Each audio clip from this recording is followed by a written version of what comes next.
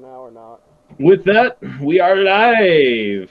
Or as Yankee says, and once again, we are live, I think, because I don't know how the internet works. And when I press buttons, I assume things happen because the whiz bang whoozahs with the things and the magical unicorns that live inside the wires that direct this internet broadcast directly to your home TV or however it works. Once again, I'm the Yankee Marshal and I don't know anything about stuff, but I have an opinion. How you guys doing tonight? New camera because I broke my old one. Check it out. You can see things now. See me in all of my glory. Look into my eyes. Hope you guys are doing well. This is Late Night with Honda, where we kind of show up with no agenda, and whoever shows up, and we talk about what we end up talking about, and usually that ends up being a lot of what you guys want to hear about too. So there's that.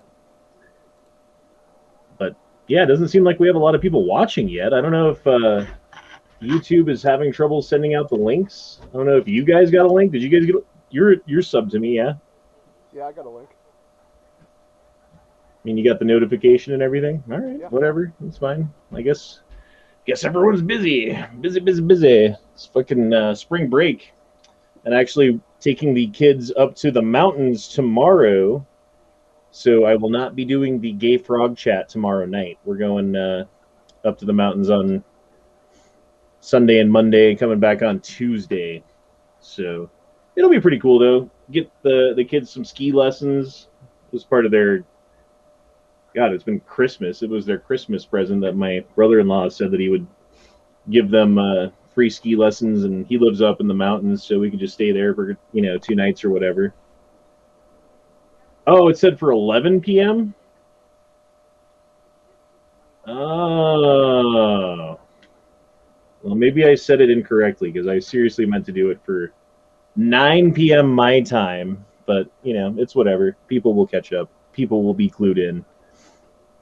But yeah, apparently that's what happened. My bad. I'm the Yankee Marshal, and I don't know how technology works, but I'm gonna be here talking to you anyway. 5 nights a week. Or how many chats does he do a week, dude? I don't know. Probably at least that many. It's like fucking 7 chats a fucking week or something like that, Yeah. Okay, yeah, apparently I fucked up. I'll I will take the blame for that one. But Jesus Christ, man, work has been ridiculoso. Like the thing about with all the regulations and bullshit, they took away a bunch of tables. So now there's limited seating, right? And you can only sit in certain areas. So areas that you were able to sit in before, you are not able to now. So everything is funneled to those few tables, right? And like we've like increased our building capacity or whatever to the point where fucking the building gets full because a bunch of people are playing games and doing stuff and going to the bar, and the tables are a premium though. And so every single time a fucking table opens up, there's 5 people fighting over it. Like I got here first. No, I was looking at it like, oh my god, dude, you guys figure it out. It's not my job to fucking figure out who's got the table that I'm about to take, which usually means the bigger asshole is the one who gets the table, and then that's all you deal with all night long. It's awful. Just need one of those take a number systems. What's that? You just need one of those take a number systems. No, it's first come first serve, dude. There's no fucking organization. Take a number, that means I got to go find the person with the number in a fucking building that's 66,000 square feet. Like zero chance, like fucking snowball's chance in hell of that ever happening. Like no. I mean, they did this thing for a little while where they would have like a fucking phone number for you or whatever. Like you give your phone number to the hostess and they send you a text. Yeah. And then what ended up happening is because there was areas that you could wait for, and then there were areas that you were first come first serve, and so the person would put their name on the list, and then they'd go find a table, and then they'd get texts, and then be like, okay, your table's ready. Oh wait, we don't need the table now, we already have one. And so that went out the door too. I don't know, man. Oop. So yeah, I've officially signed a lease for the new place. I got that taken care of this week. Um, Pretty happy about that, to be honest. It was something kind of hanging over my head, like if suddenly the tree in which you built your nest is being chopped down in a week or whatever it is, and analogically, like you don't really sleep very well until you know where your nest is going to be. So I found a place and things should be okay, I think. And like I went and checked it out the other day. It's big enough and it seems like it's all right. Um, it's on the third floor, but I found out that it's got a elevator, which makes me fucking super happy, dude. Because not only like, oh, I got to get groceries and walk up to the third floor, like that sucks every fucking time, but also moving. So those two things, that's a pretty big factor. Yeah, that makes a world of difference having something to get up and down that many stairs, like especially after like a long day at work or something like that. Well, and I should have known. I think that the regulations in Colorado say that, or I don't know if it's just Colorado, maybe it's everywhere, where if it's over a 3-story building, then they have to have an elevator. I think it's American disability stuff.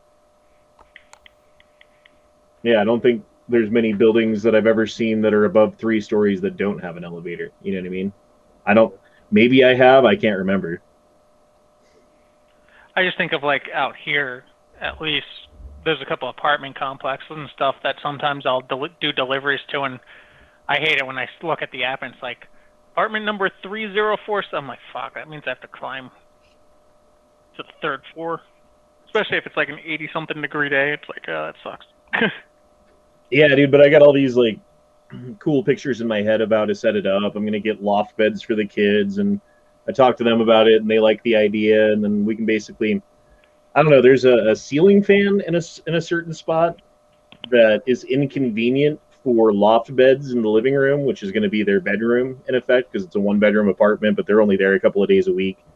So I have to figure out a way to like make that a good space for them without being, all in one corner, or something like that. And if I get rid of that fan, then I can actually like put them over there in that area, put one of them anyway.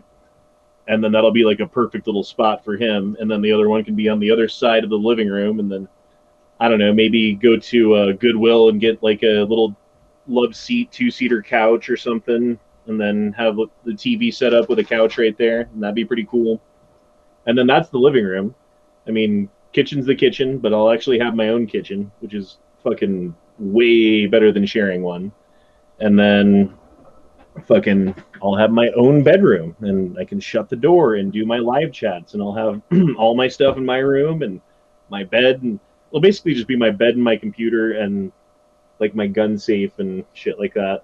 And I'm giving away this guy to my nephew because he's got a couple of guns. He actually has a AR-15 and a shotgun and a couple handguns, and he doesn't have a gun safe. And I'm like, dude, you need one. And he keeps saying like, oh yeah, so I'm gonna just give it to him.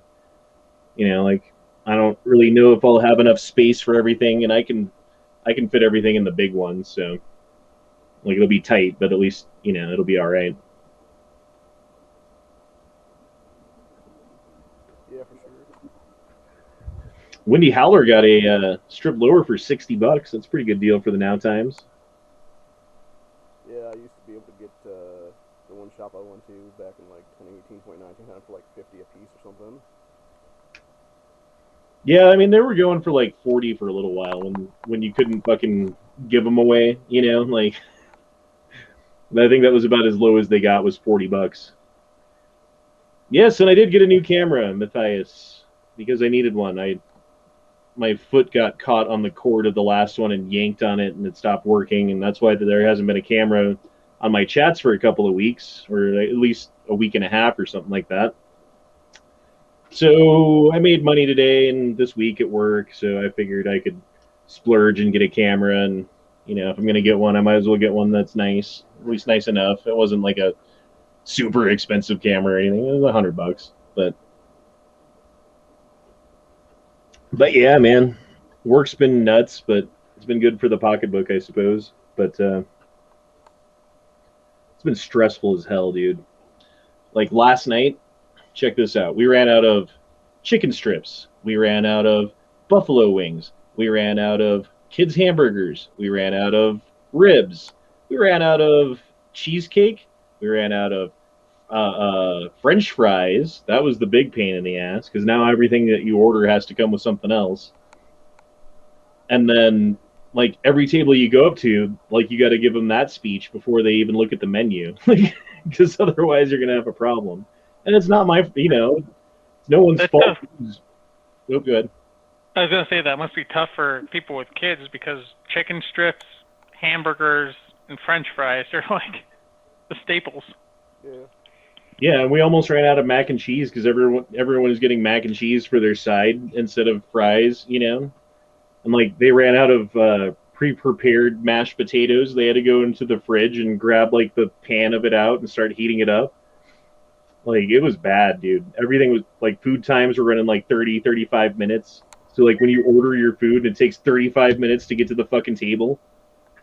Like you try keeping people happy for 35 minutes while they're just sitting there looking at you every time you fucking walk by.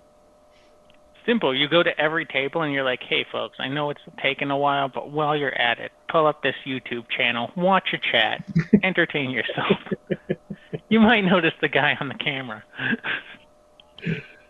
Well, I mean, I walk around all night like this, though. Like, I don't know. I feel like the yellow mask, though. I like the yellow because it makes me look like like G.I. Joe, like a Cobra Commander character or some shit, I don't know. Uh-oh. Get Agrippa. Get Agrippa. I like that name. It says, let's hope your housewarming party isn't sponsored by BLM. Cheers, man.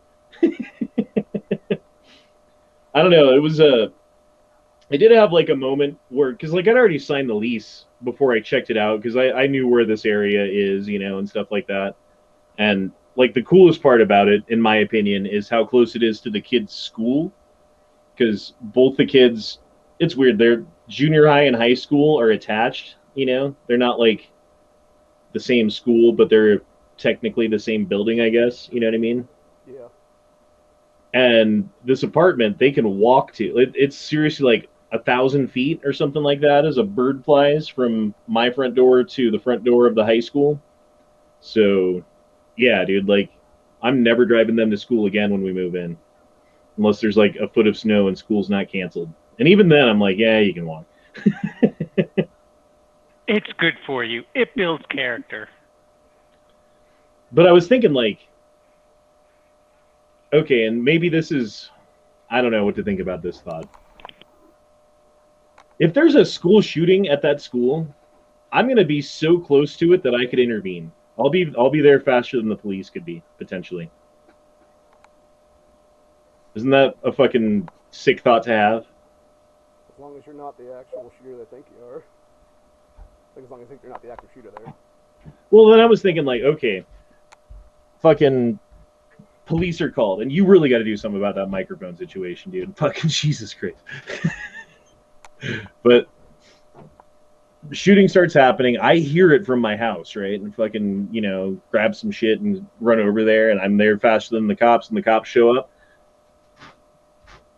They're going to shoot me, dude. They're going to think I'm the guy with the thing. So I either got to go in there, like, unarmed and just, like, hopefully, like, suplex the fucking dude or something, or I don't know, like, just sit at home and hope it works out. Like, I don't fucking know, dude. Like, that's not cool. Or just take the guy out from your apartment into the school. Yeah, just set up, like, a long range, sight it in for exactly how far it is to... Yeah.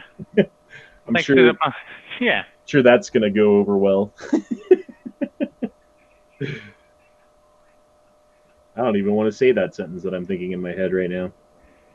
But yeah, I mean, this place is gonna be cool, man. But then the one thing that happened while we were there is the proximity to the hospital of this place. I didn't consider that. I didn't think about it. The hospital is probably about the same distance away as the school is, about 1,000 feet, something like that.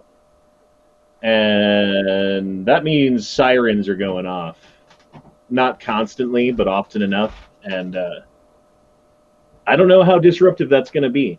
It could be disruptive. We'll find out. It's like going to look at a place and like the guy is showing it to you and you're like, okay, cool, looks good, and you sign the lease, and then you move in the first day and the train goes by, you know? Like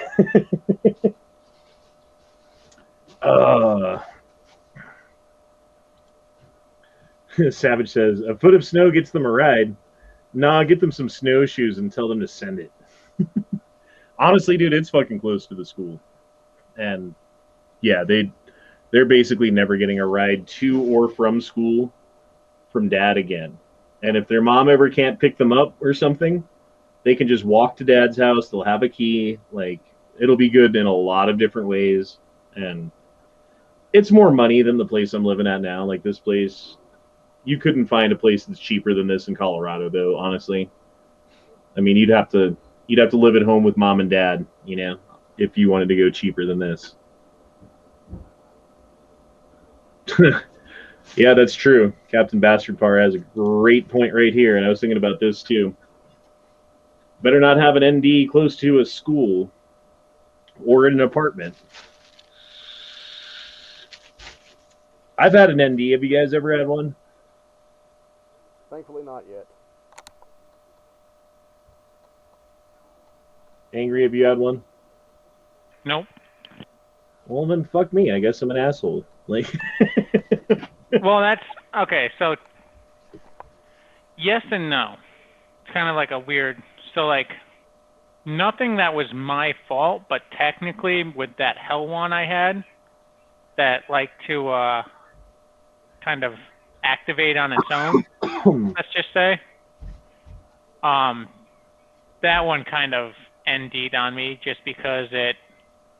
Like, the first time at the range, I let the slide loose, and all of a sudden it just went. I was like, oh, don't think it's supposed to do that. Dude, I was doing this shit where I was doing a couple of different things. I was practicing my draw. I was doing this thing where I'd pop the magazine out and then rack the slide. And I don't know why I was fucking with the magazine, but I was practicing changing magazines too, you know? But I was doing it in a way so that there wasn't ever a round in the chamber, right? And then there was a TV in front of me, and I was shooting the bad guys on TV, and then I'd practice my draw and then do the thing, and I got the order messed up, and I fucking shot my TV.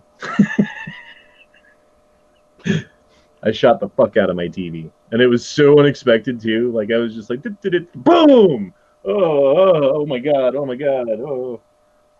And then, yeah. So I had to buy a new TV. It didn't go through it, though, ironically. 9mm. The TV caught it. That's one reason you use snap caps. Yeah, snap caps would be the smart thing to do. If you were smarter than me, you would buy snap caps. But, yeah, it's all good, dude. Like, I learned my lesson. I don't do that shit anymore. Like, I don't fuck with magazines that have ammo in them and guns when I'm pulling triggers at the same time at all, you know? Like, those are completely separate, and I don't know how you keep your guns, but I usually keep them in the safe with a loaded magazine without one in the chamber, because it's not hard to rack it. Like, if you have time to get into your safe and grab a gun, I assume you have time to rack it, right? It all depends. Like, some of my guns that are posted up around the house have loaded mags with one in the chamber. The ones that I don't really, that are more range toys or what have you, those are just kind of chilling around, you know, as they are. Right, and there's that too. And I have several of those that are sitting in the safe that don't do anything and that aren't really for any, you know, like that. It doesn't have a purpose of like, oh, you know, the kids are going to use this to save my life, you know, nothing like that.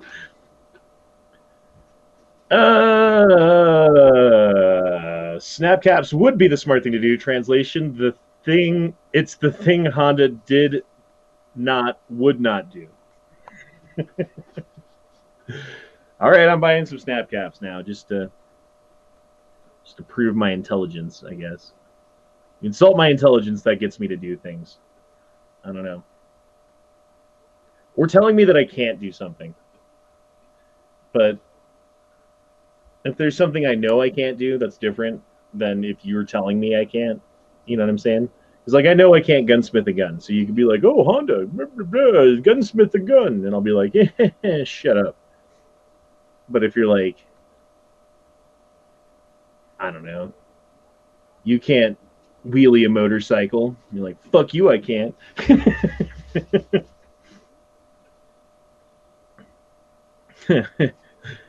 Get the grip, says that TV had it coming. We all know it. I was shooting the bad guys, man.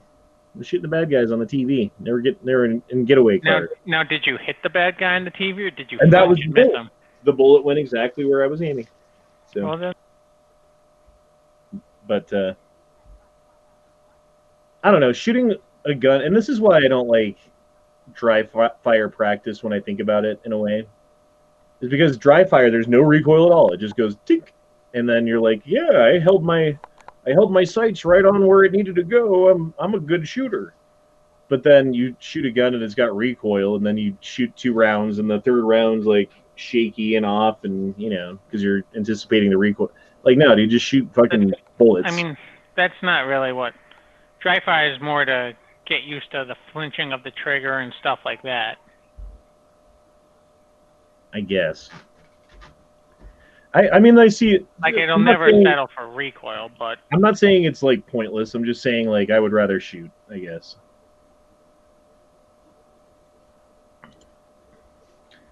Savage dropped in $5 more. Thanks, man. It says, you can't buy me a bunch of 308 ammo and bring it to me. No balls. What?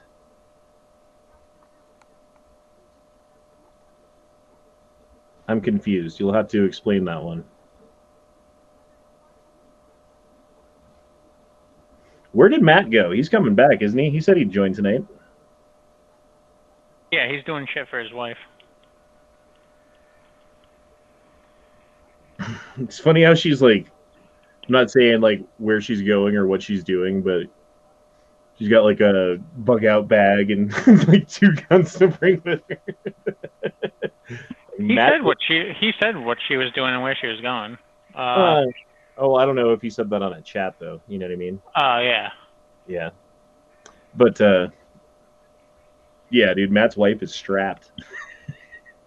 Yeah, I mean, like, she makes John Wick look ill-prepared. Oh, Vince Ruffalo understands reverse psychology. So he's saying, you can't buy me a bunch of 308 ammo and send it to me. No balls. Which means, because I was like reverse psych. Okay. See, there we go. Now I understand. And there, Savage is explaining. You said telling you something you can't do something normally makes you want to do it, so I'm telling you you can't buy me a bunch of 308 ammo. Yeah. I'm also not the quickest on the uptake always. Sorry. Oh, Jesus Christ. So what's going on in the world, man? I've been at work the last couple of days, and all I've been dealing with is bullshit. Is there anything cool going on? Anything not so cool, I'm sure? There's all kinds of not cool stuff that we could talk about. Hear about that dude in Pennsylvania who's supposed to be pro 2A and totally went on like a whole talking on both sides of his mouth about being pro 2A and then went totally anti 2A. Who did that? It's the guy who he created a gun group called the initials are FOAC. It's like Firearms Against Criminals or something like that. And he basically did like a whole interview with some guy the other day when he was talking about out of both sides of his mouth being like, oh, I'm super pro 2A, and then literally the next sentence is talking about why we need to have 80% kids banned from gun shows and stuff like that. I mean, I guess we could show this video. I heard about this, but I haven't seen it yet.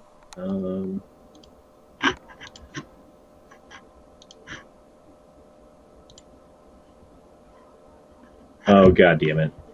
We're going to show you the advertisement. Don't you want to beat it? Oh, look, I'm stupid. I can't do it, but you could. Anyway.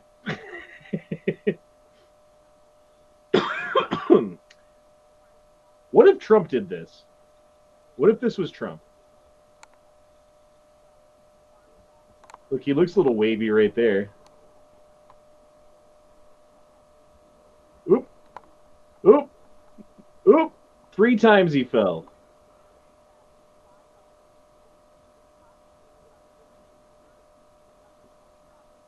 If Trump did that, they'd be like, he's senile. We need to get him out of office right now. He's going to be in charge of the nuclear missiles, and he can't even walk upstairs. It's Trump. Blah, blah, blah. You know that shit. And you know that they're not talking about it now because they're ideologically entranced in whatever the fucking hegemony of the left is, which does not include criticizing Biden for anything, especially being old. They tried to claim it was a gust of wind. Yeah, oh yeah, the wind got him. Yeah. Tara Smith says, my ND caused me to learn how to build 1911s. Defective safety dropped the hammer. I replaced it after research and caught the gunsmithing bug. Oh, nice.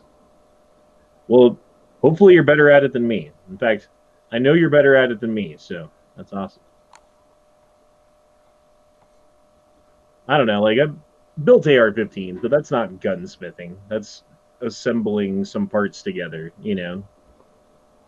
And I've refinished wood and been pretty good at that, but other than that, I'm not going to fuck with guns.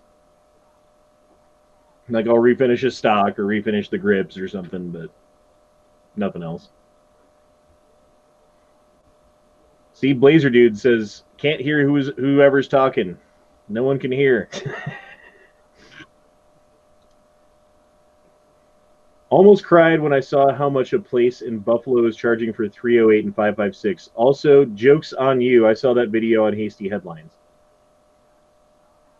Yeah, I didn't see. I've been busy, man, the last couple of days. I saw part of it and just saw like the highlight part right there, but I didn't see the whole video.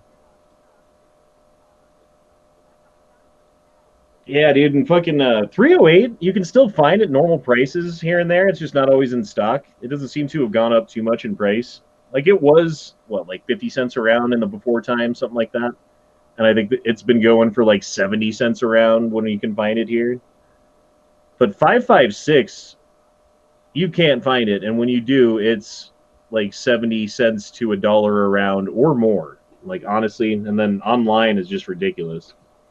Like, buying fucking ammo online, you might as well just sell your fucking kidney or your children. Or your children's kidneys. I don't know.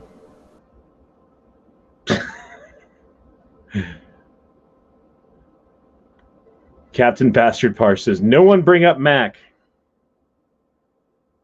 Yeah, I'm not going to talk about it, but there's some inside baseball, and fuck Mac, dude. That's all I'll say. Inside baseball, fuck Mac.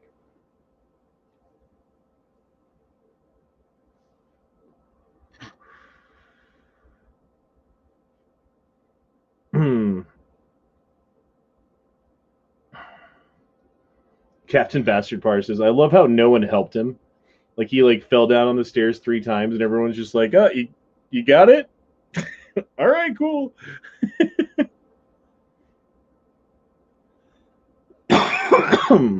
Bastard Par says, my gun store has 54R for less than 556 or 9.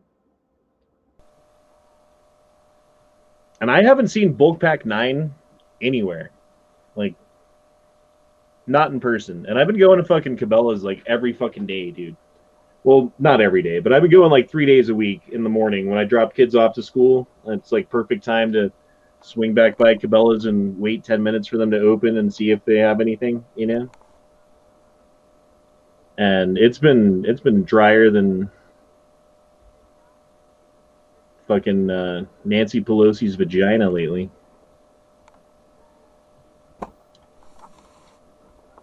Yeah, I mean, I haven't been to my local in about a month.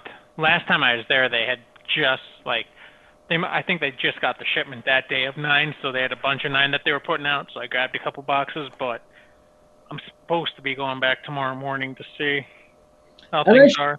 I should hit up the local gun store to see if because like they had ammo when I was there, but they were like, yeah, you can only buy like one box, and it's kind of a ridiculous price. Not super ridiculous, but it was more expensive than it should be.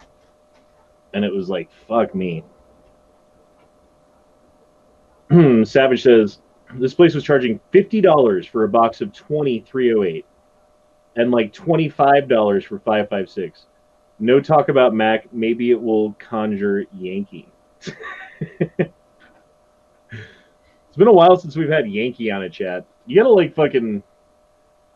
I don't know what you gotta do to get Yankee on a chat. You either have to ask him on a good day, I guess, or like be doing something that he wants to like take credit for somehow. I think it's way past his bedtime. No, honestly, he's usually up this late because it's like right now it's 8:30 in fucking East Coast or West Coast, you know, like where he's at. Or is it a 2-hour difference? No, it's only an hour, isn't it? Yeah, for you it's only an hour. And you're stuck in the middle, so you just go back and forth between Mountain Time and fucking Pacific. Yeah, Pacific. I'm on Pacific now.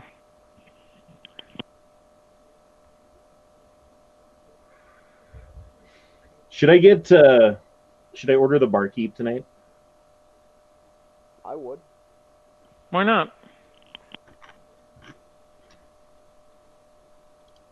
Well, fuck it. I've been talking about it for a while.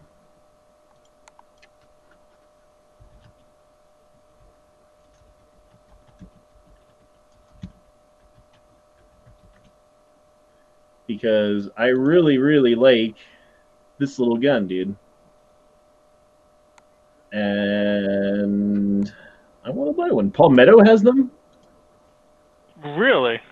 Oh, Out of no. curiosity, how much? No, they don't. They don't. Oh. Well, that's the 3-inch barrel one, too. And that's the thing. They make a 2-inch and a 3-inch barrel. And I want the 2-inch barrel, because if you're going to get one of those, you got to get the 2-inch. What does the 3-inch look like, out of curiosity? This is the 3-inch. Okay. See, that's the... Oh, wait.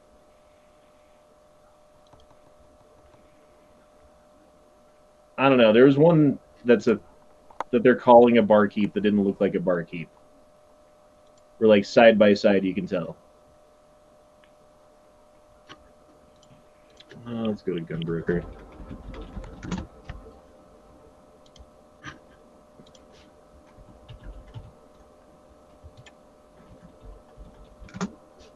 Barkeep.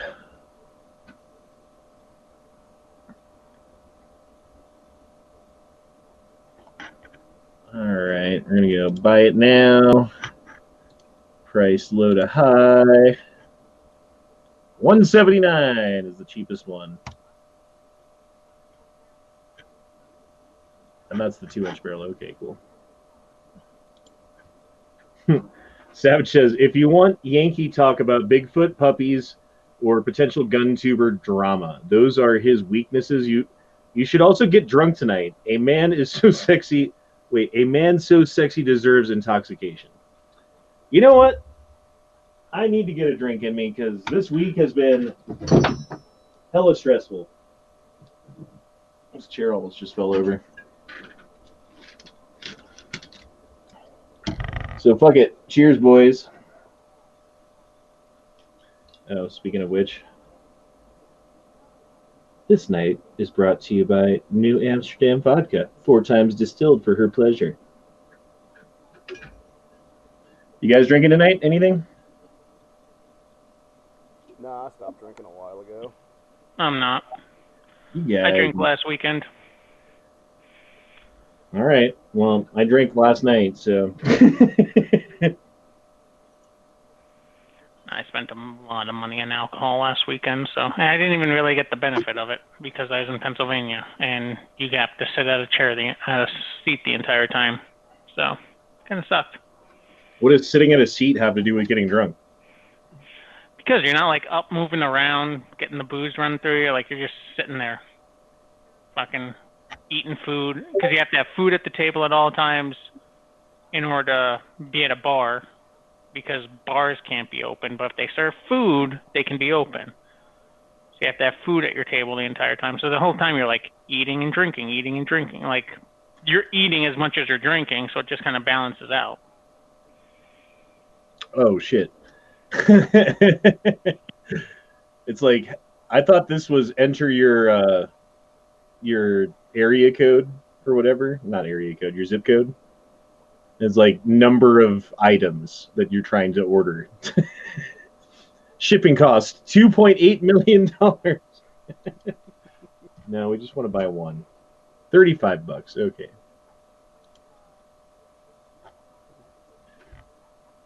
Oh, Jesus Christ, man. You know you want to arm like the entire world with barkeeps. Well, the other cool thing about this too is it's the rate, like this part of it, the frame, is the same as a regular Heritage Rough Rider. So you can get the 6-shot cylinder 22 Magnum cylinder to go in there. And then you've got this little 3-inch fucking single action cowboy 22 Magnum revolver. That's fucking cool, dude. I don't care who you are. That's fucking cool. And I kind of want one of those, and I'm going to go ahead and stop screen sharing here so I can make that happen. Because, yeah. Got to celebrate. This is going to be the last gun that I buy at this address, using this address. And when I'm at the new one, I don't know how long, I'm not sure when the next gun I'm going to buy is. Ope Scars says, do you like the wood or the pearl grips? I like the one that I was looking at. I like specifically this one. Because it matches my kind of. The grips don't, but like the frame and everything matches my other Rough Rider. So I can have like one regular one and one mini one. But the mini one's actually more dangerous than the regular one because it's got the fucking cool cylinder in it, you know? I would call it mini-me.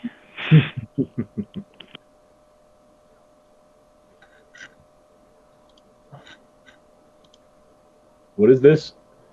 Is your significant other hitting on your father... Wait. Hitting on your father a red flag? What? The answer Is your...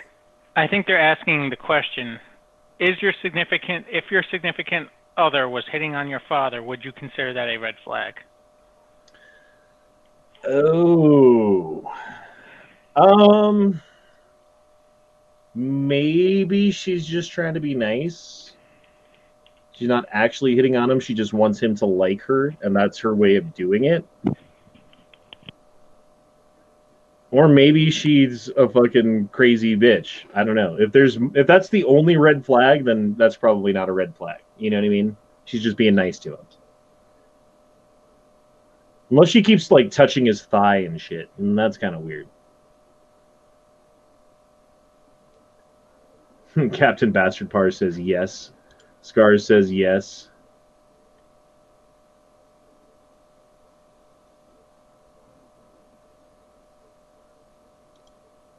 No, it says no. In private, told me my dad was hot.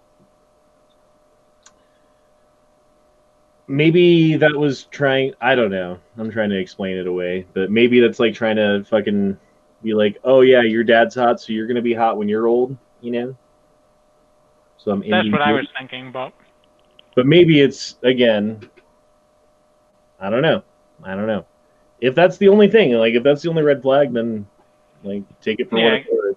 Yeah, again, to your point, like, usually red flags like that come in waves. Yeah, you'll have more than one. You'll have several red flags, and that will have just been one of them. I don't know, it's weird, dude, because like if you're looking at someone else's relationship, and I've noticed this in the past, is that like I can see what's wrong with your relationship. I can see the interactions. I can see like, oh, that's not working or whatever it is, right? But when it comes to your own relationship, you've got these blinders up, and you're like, no, she loves me, and I love her. And you don't really fucking see things for how they are, you know? So it's hard when it's you. And I'm just as guilty of that as anybody I know. So I can't say that I'm not, you know?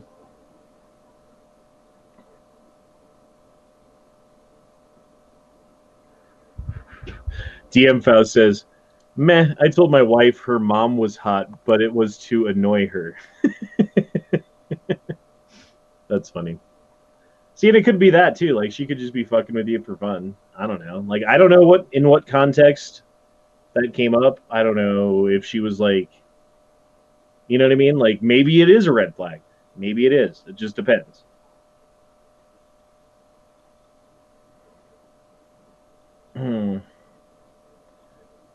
Savage says, Cletus, maybe they have a father-son threesome fantasy. There is, like, okay, I don't know if you guys surf the internet ever. The amount of, like, stepbrother porn and stepmom porn and stepdaughter porn, and that's how they do it, is like, oh, stepdaughter, so we're not related, so it's okay. But then there's actual, like, incest porn, too, where it's like, yes, you are my actual you are my daughter. It's like, Jesus, dude, like, who's watching that shit? I guess, like, it's the shock of it, right? Like, that's what it is. Like, at first it was like, oh, like, Asian girls. And then it was like, oh my God, orgy. And then it was, you know, fucking tentacles or something. And then fucking sibling porn, but they're not actually related. And then, yes, they are, because, I don't get it, dude. I'm not into that shit. It's the line of degeneracy. What's that? It was the line of degeneracy that they're going down. I guess. I mean, that's how the fucking the royals do it, right? Oh yeah. Because they want to keep their power, so just keep it in the family. Wasn't there some fucking king of England who was like retarded because of incest? Sure Let's look that up.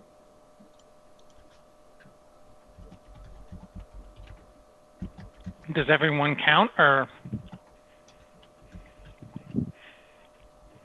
I'm just going to type it in like that.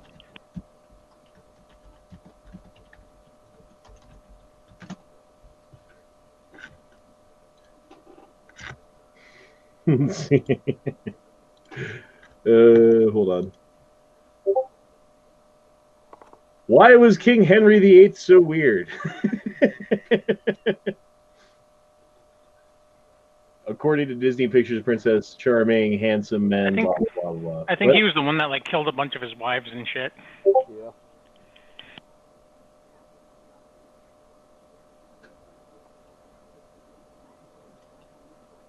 There's like a whole bunch of English history that I don't fucking know at all. You know what I mean? And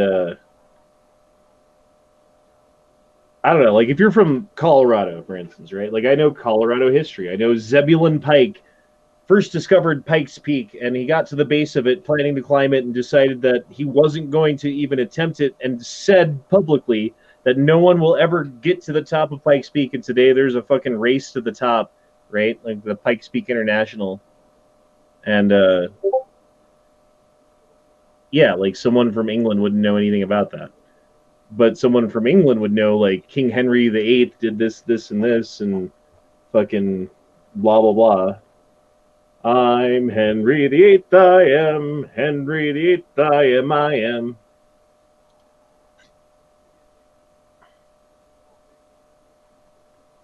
Savage says, I can honestly say of all the girls I've dated, there was one mom that I was ever attracted to. But that also made me go, you're going to look like that when you're older. No thanks, so take that how you will.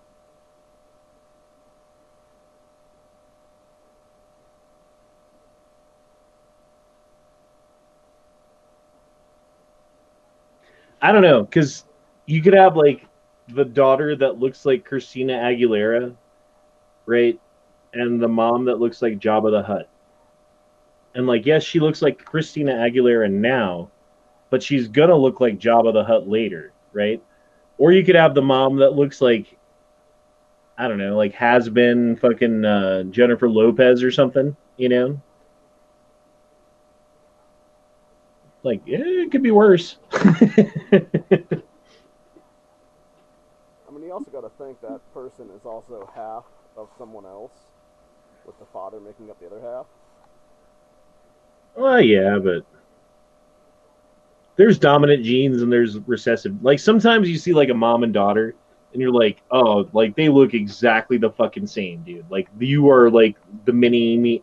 And like my youngest son, I don't know what it is. Like the older son, he's my son and he looks like me, but he's got more of his mom in him. The younger son has more of me and he looks like me. He acts like me. He has my fucking attitude. He's got my sense of humor. He has my, I don't know, he just weird little things. And you're like, that's fucking genetic, It has to be. Fuck it, we're drinking more. We're drinking more, boys. Savage dropped in $20. That means I gotta drink more. I can't just look at a $20 fucking super chat on a late night with Honda and not drink a significant portion of this vodka. I'm gonna try to finish this tonight. It's not gonna be that hard, I don't think, because we're down to the label. But we're gonna finish this bottle.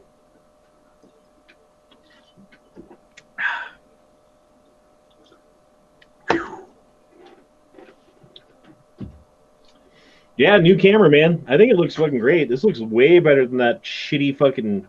What camera was that? Hold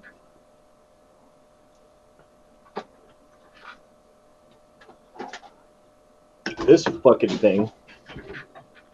I bought this thing when fucking Panasonic, when COVID first started. I bought a new computer right before COVID hit because I didn't know I was about to lose my job and shit was going to suck. Otherwise, I wouldn't have bought this computer, but... My old computer kind of sucked. I'd had it for like 10 years or something like that, and it was like overheating and doing... So I needed a new computer, and yeah, when I was building the computer, I didn't buy a camera yet, thinking like, oh yeah, I can get a camera anytime. It's no big deal. And then COVID hit, and everyone bought the fucking cameras because everyone had to do Zoom meetings and shit like that. And so the only cameras that were left were overpriced and shitty. And I think it's gotten back to somewhat normal now, I think, on the internet camera.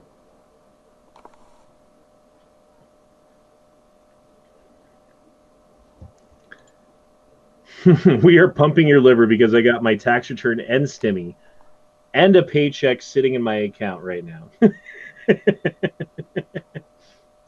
Did you guys get your stimmies yet? Yep. Got mine Wednesday, I want to say, maybe Thursday. Did you get yours yet? No. No? Yeah, I got mine, I think it was the same time as yours. I got mine the same day that Matt got his and everybody else got theirs. And it sucks because every other year until this year, I have not been able to claim one of my children on my taxes.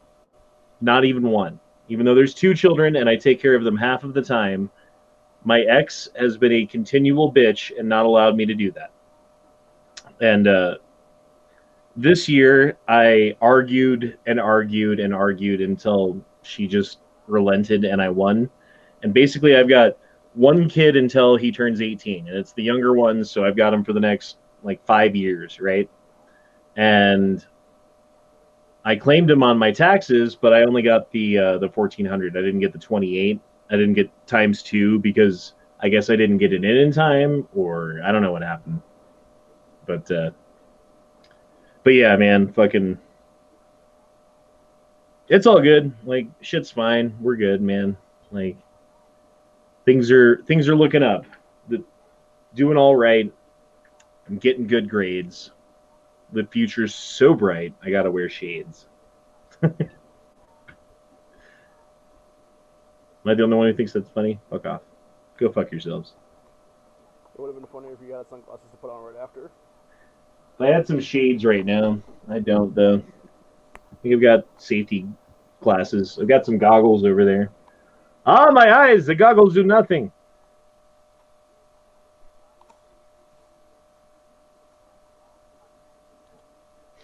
Dick goes in, he says, let's see the bubbles. If the bubbles are going up, the booze is going down. Well, you saw where it was a second ago. I just took a swig. We are now lower than that line. That's where we're at. Do you see? Do you see? Do you see what I see? See, even a little bit more. I didn't even chase it that time. Because I'm a man. I'm a man.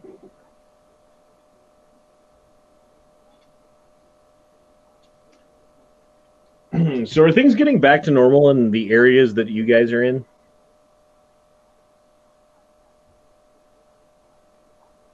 Not here in Ohio because DeWine thinks he's king here. So Ohio's not going back. What about Arizona? Yeah, kinda. Like gas prices are starting to creep up. Like they were at what, like a low of like less than $2 here, and now it's almost 3 for a gallon of gas. Yeah, our gas prices are insane. Like our governor finally, he released capacity limits, so like bars and restaurants and shit can go back to full capacity, but there's still mask mandates. Yeah, and that's, dude, and the fucking shitty part is like people expect that things are gonna be how they were before, and that everything's gonna happen lickety split like it did before, and that thing, you know, if you're taking longer to do the thing that I want you to do, then it's because you suck, not because there's a shitty situation. And so I've been getting it taken out on me left and right, dude. And I don't know if you guys know what Dunning-Kruger is, Dunning-Kruger effect. And that's basically where you like see some, like you watch someone play. Best example, okay. Best example is the Olympics, right? You see like the girl doing her fucking gymnastics routine on the mat, and she does something a little bit wrong, and you're like, oh, she did this wrong. Or like you're like watching the girl skate on the ice, and she does her like triple pirouette and fucking stumbles on the landing, and you're like, oh, she stumbled on the landing. She sucks. It's like, you try to do a fucking triple pirouette on the ice, bitch. Like, seriously, fucking try it. You're gonna look like a dumbass who fucking falls on his face and breaks his fucking nose, right? But you're criticizing that person because she stumbled a little bit on the fucking landing. Well, that happens all day long at work, dude, and it's getting ridiculous. It's getting to the point where I just want to fucking give people the finger, and it's not healthy. Definitely not healthy. X Adam 1 says, got my stimmy. I'm 100% warrant free. Grandpa Biden got me a suppressor for my 45. Check out a real barkeep in your Gorn section. Okay, let's check that out. Well, I'm doing all right, getting good grades. Oh, wait, I got to do it over here, huh? That would help.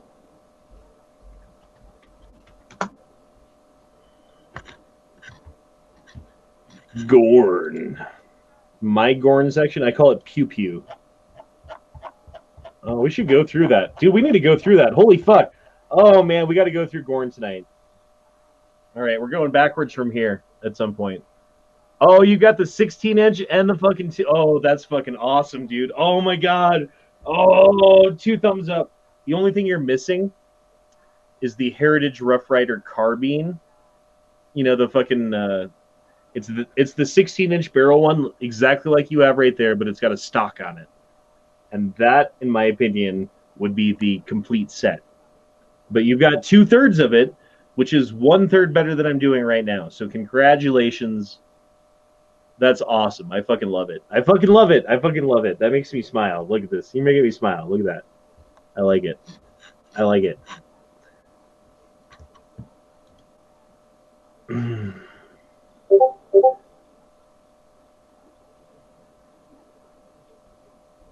So Savage says, I was promised never enough ammo. If I don't at least get Hammered Honda, I'm going to be disappointed. Well, you're halfway there already, so it won't be long. Hammered Honda is going to be coming soon. Take that as any innuendo that you want to take it as.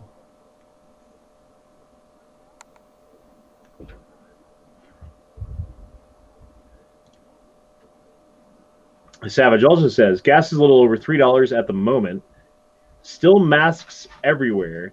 Next to no one has guns or ammo, and if they do, they're either bargain barrel guns that you will never give your firstborn child for them. What? They do your either bargain barrel guns or you'll need to get. Oh, okay. So they're either like fucking shit guns or you need to fucking pay a shit ton of money for them. Sorry, look. Okay, you're 2/3 of the way there. I said half. You're more like 2/3 right now. Because I'm having trouble reading, which means I'm drunk. Captain Bastard Power says, no barkeep, get a Heiser Defense 762. Let's look that up. I don't even know what that is. It's the one that Demo Ranch shot this week.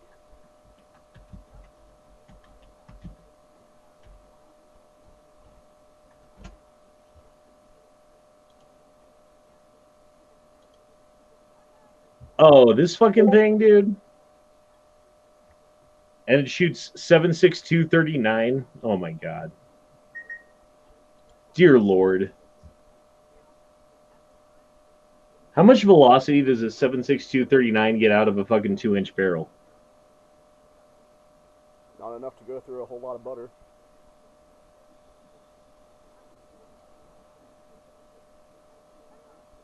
Sorry, I gotta text somebody real quick.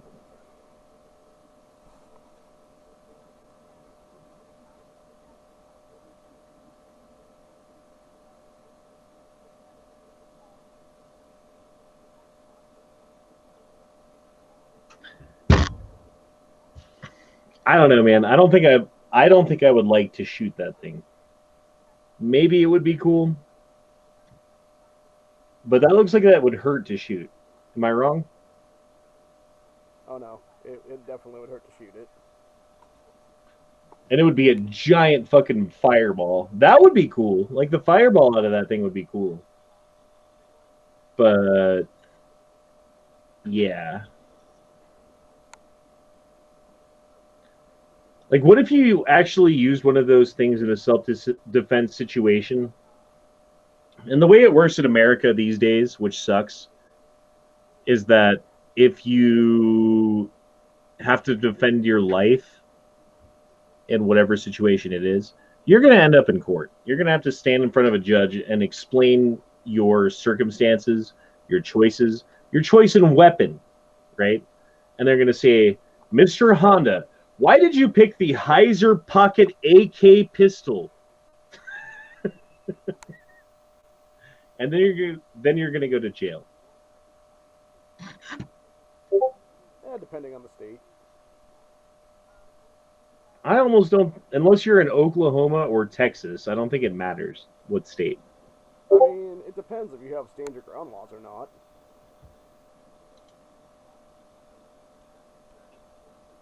Well, there was that girl in Florida who shot a dude with a 1022 at a gas station because she's got stand your ground laws. God damn it, I'm fucking drunk.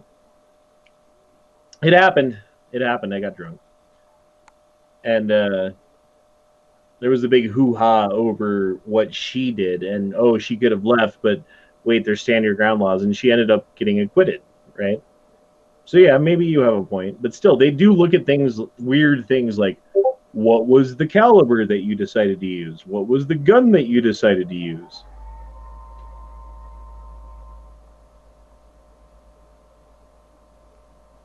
Yeah, I mean, it depends on the defense attorney. Like, they'll always try to get something to further their own career, so.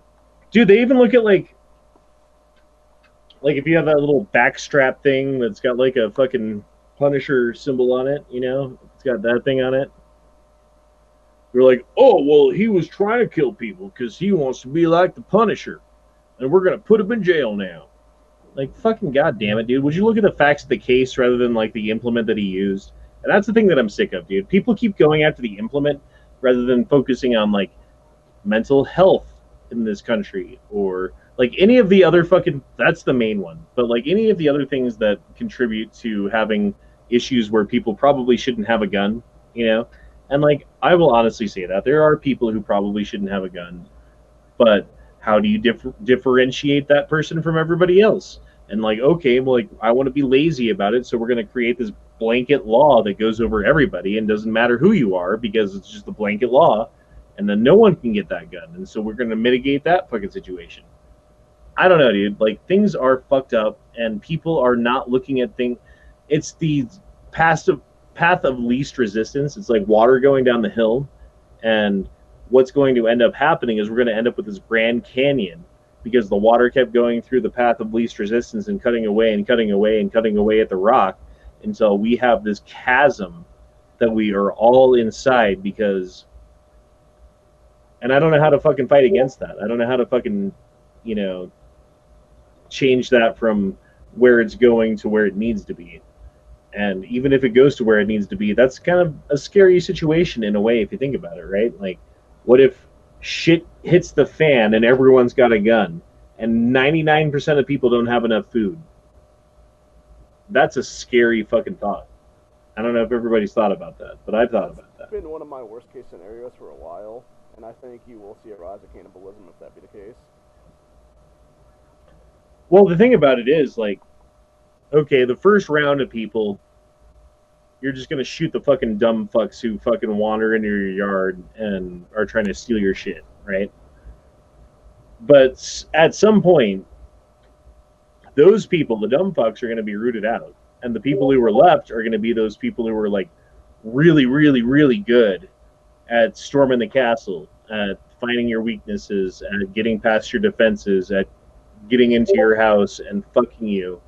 And the only people who are going to be able to defend against that are those who are really, really good at defense, So that's a scary thought. Yeah. Das Bog says, no one can hear you, beard guy. Seriously got to do something about that mic. I'm trying, man. Uh-oh. Uh-oh. Grogu. What? We can hear you when you talk. I do know how to speak, yes. I just don't want to sometimes. Why not? I don't know. Hold on a second. Did you get uglier? What the fuck, dude? Really? Hey, Bubby, it's okay. I look like the guy from fucking... I'm too drunk to remember the name of that movie. Die Hard. Thank you. Really? You think that? Oh, Just fucking with you. I'm just fucking with you because I know you got a new camera. The camera quality has gone up significantly, right? Mm-hmm. Now you can see all the blemishes. You can see the true ugliness that lies beneath. See, why is it like a crotch shot? Motherfucker, you know what it is? That was you playing on my own insecurity, and you knew it.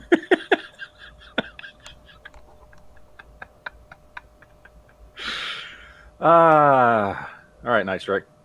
I did not stutter when I said that. Fuck off.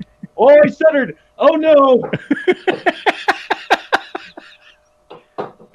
It's begun. You either die a villain or live long enough to see yourself become the Night Strike.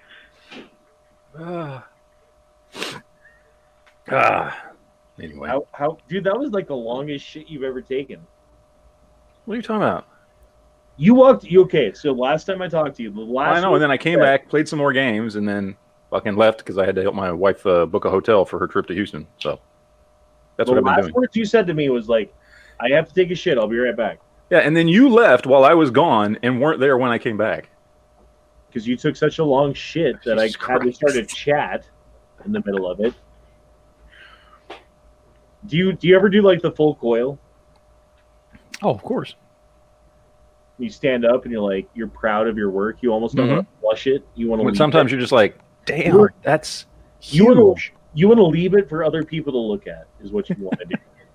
They're like, honey, come here. You gotta see this. That's how divorces start. Mm-hmm. Savage. Yes. Savage says, based on evidence I've gathered thus far, I'm I am willing to ban Colorado bartenders from ever attempting any type of gunsmithing outside of woodwork. I would actually agree with that.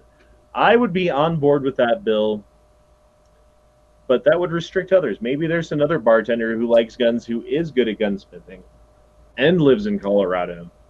Well, I mean, but based on the only evidence we have thus far, a sample of one is not evidence.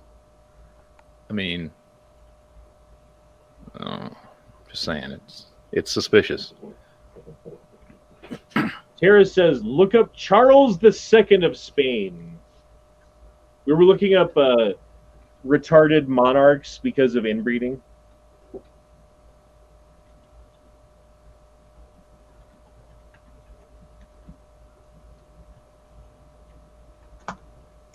And I've been drinking, just so you know. Oh, God, look at this dude.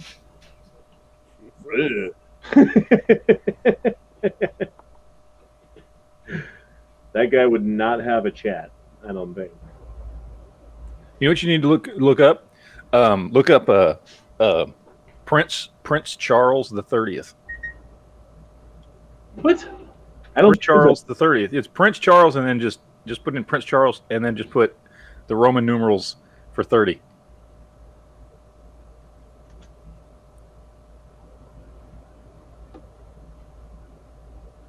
What's the fucking... The Roman numerals for 30 are XXX, so... Oh my God, no. I'm not going to do that. I'm drunk, but I'm not that drunk, motherfucker. Now while live streaming a screen share, like, that seems like a bad idea. So close, so close.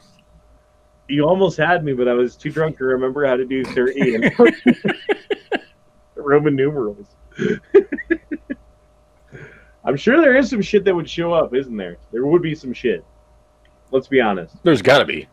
I mean, it's probably all like parody shit, but most of it, yeah. Most of it would be parody, but there would be some real shit potentially too. You never know. Probably some deep fakes too. Josh Taylor says legalize claymore and landmines for home defense. Isn't there some charge that because you could like rig up a shotgun to blast off when you open a door, and it's like beyond murder charge that you get for doing that? I don't know. Well, because I guess it depends on the situation, right? Like, no, for even it depends on if there's. I'm saying for even setting up one of those, there's like a beyond murder charge that you get. Like if no one gets harmed by it, they just find it at your house, right? For whatever reason that they're there, they find that at your house. You're like fucked in the ass, like. Well, it also depends on what the device is. Like, is the device just setting off a shotgun shell, or is it setting off a shotgun shell in a barrel? One will pepper somebody, one will kill somebody. You know what I mean? Like, there's got to be intent behind there. You know what I mean? Well, I'm saying like the trap, right? Like everybody knows that, like you open the door, the gun goes off. Like that thing will get you like life in prison without parole. Well, because it's premeditated. You knew what that device would do when somebody walked through the door. And that's even if no one walks through the door. Yes. Right.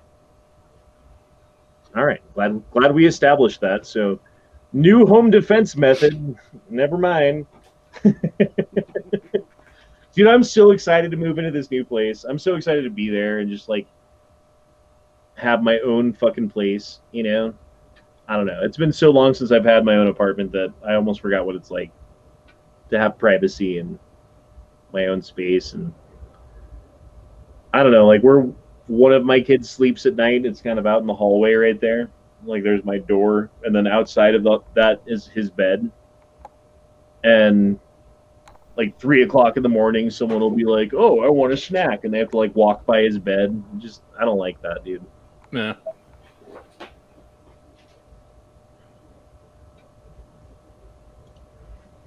Bold of you to assume that you're the only Colorado bartender that I know who has failed attempts at gunsmithing. Really? You know more than one? That's kind of a coincidental type thing. I know of 2 other bartenders in Colorado that like guns. and I don't think either one of them knows anything about gunsmithing either. So maybe you are right.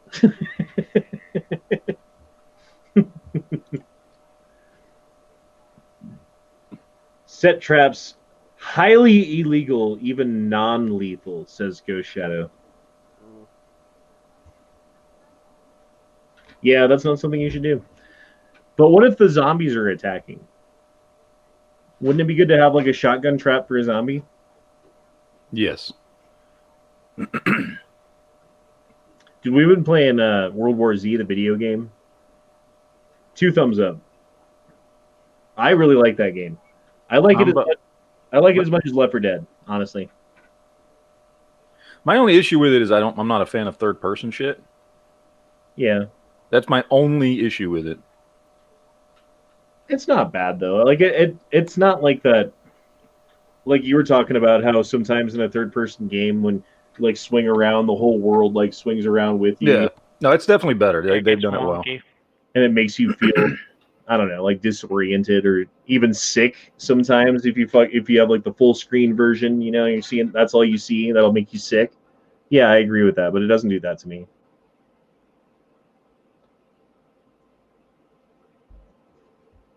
Okay. Look up the word slave is derived from. I'm almost afraid to, but Tara dropped in $2, which means I have to do it.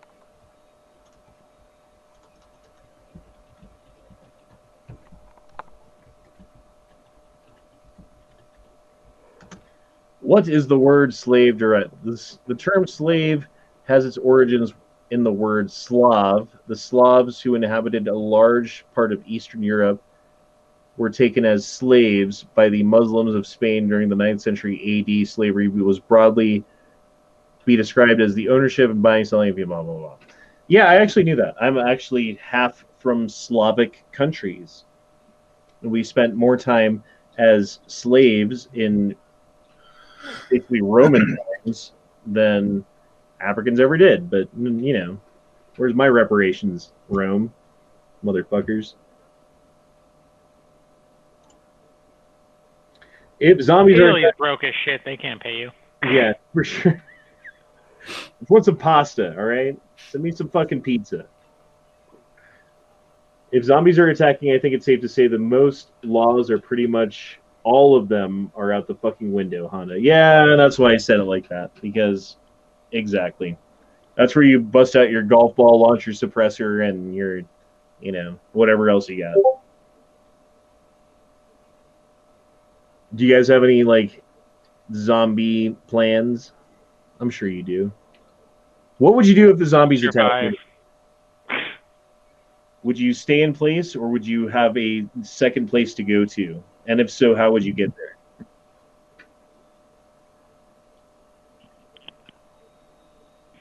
Depends on the zombies. Like, if they're fast-ass zombies and shit, then I'm probably staying in place.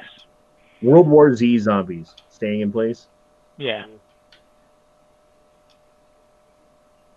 But, like, what if the place that you're staying at, and this would be true for me, is where the zombies would be? Like, you're going to be surrounded by fucking hordes of zombies if you stay in place. It's a good thing you're going to be on the 3rd floor. Yeah. Ha. Also, if I have my doors all shut and my blinds all drawn, how's a zombie going to know I'm in here? I think you could block off that patio area pretty easily.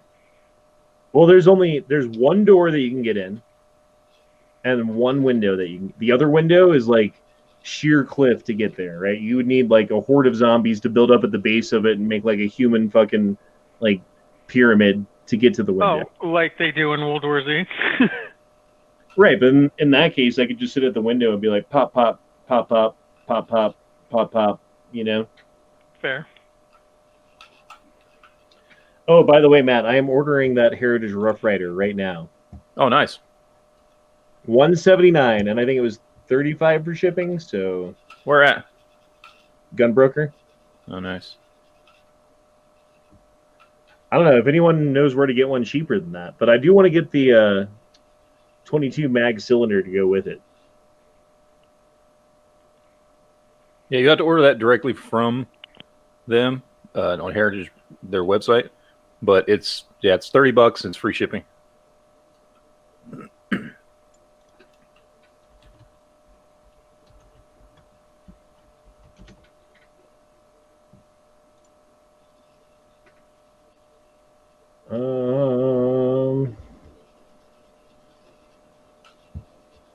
Oh, I don't want to subscribe. I just want to look at this thing.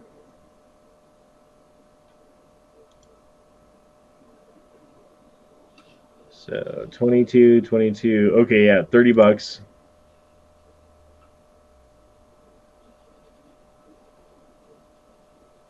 All right. I'm gonna have to stop screen sharing and do this. Actually, do it. I keep drinking instead of ordering this fucking gun. Is what I keep doing. By the way, Matt, are you drinking tonight?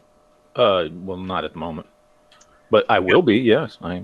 God damn it, get to it. This is Late Night with Honda. We need to be drunk. I'm sobering up when I'm talking right now. It's time to keep going. While I'm doing that, Leonardo Vu says, thoughts on the SIG M17 and SIG M19? Any thoughts? The M17, isn't that the That's P320? the military one. Yeah, it's Yeah. the P320, but it's the actual like military one, I think, with Yeah. the safety on it. Which one's the 19? Is that a compact? I think the 19, yeah, is just the compact version, I believe. I mean, the 320 is a good gun, so. Yeah. I don't particularly care for a striker-fired gun with a safety, but Yeah, I would probably just myself get like a normal 320, but I guess I can understand like some people wanting that, so. I mean, it's a cool looking gun, but I feel like there should be a hammer here, don't you? That's why I have the 250. Also because when I got mine, they didn't have a 320. But I like to tell people it's because the hammer. And it's a SIG. How much does that cost? The M17 Now? stuff like that. Yeah, Yeah. that's the thing. Like nowadays, they're probably like pushing $1,000. Back in the day, though, you could get them for like $650, I think.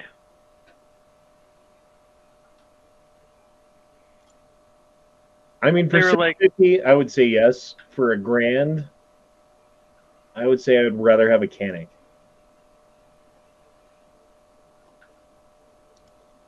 Because then you could have a Canic and a case of ammo and a couple extra magazines and a holster and whatever else you might want, you know what I mean? Versus this, you're just getting the gun for that. And if it's like you want that gun, I get it, right? Like second cool, like as nuttin' fancy motherfucker likes to say. I don't know. I do like that term though. Like second kind of cool is like that kind of cool that you're just like, I can't quantify it. It doesn't have a purpose. I'm not saying that it's for anything. Like it's not purposely better because of this fact or whatever. But something about that, like, tickles my it's like a Steyr AUG.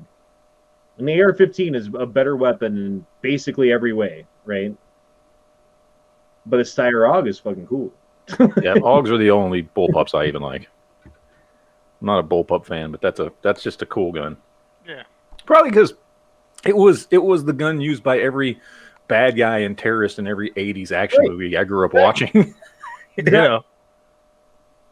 Yeah, like growing up, like if you needed a bullpup in something, it was either that or remember those Mini 14 bullpup kits that like they turned into every sci-fi gun known to mankind? Yep. Josh Taylor says, how good are AC Unity mags? I found some for $8 each. I don't Never even heard of those. Yeah, no clue. Ooh, do this. Okay, Tara. Uh-oh. Hi. Hey, you're here. How's it going? Did you get your phone fixed? No. Sorry I did a unit chat last week. A what? A unit chat Oh. where I just did a chat by myself. I fucking, like, I don't know. I'm having a rough time. How's it going?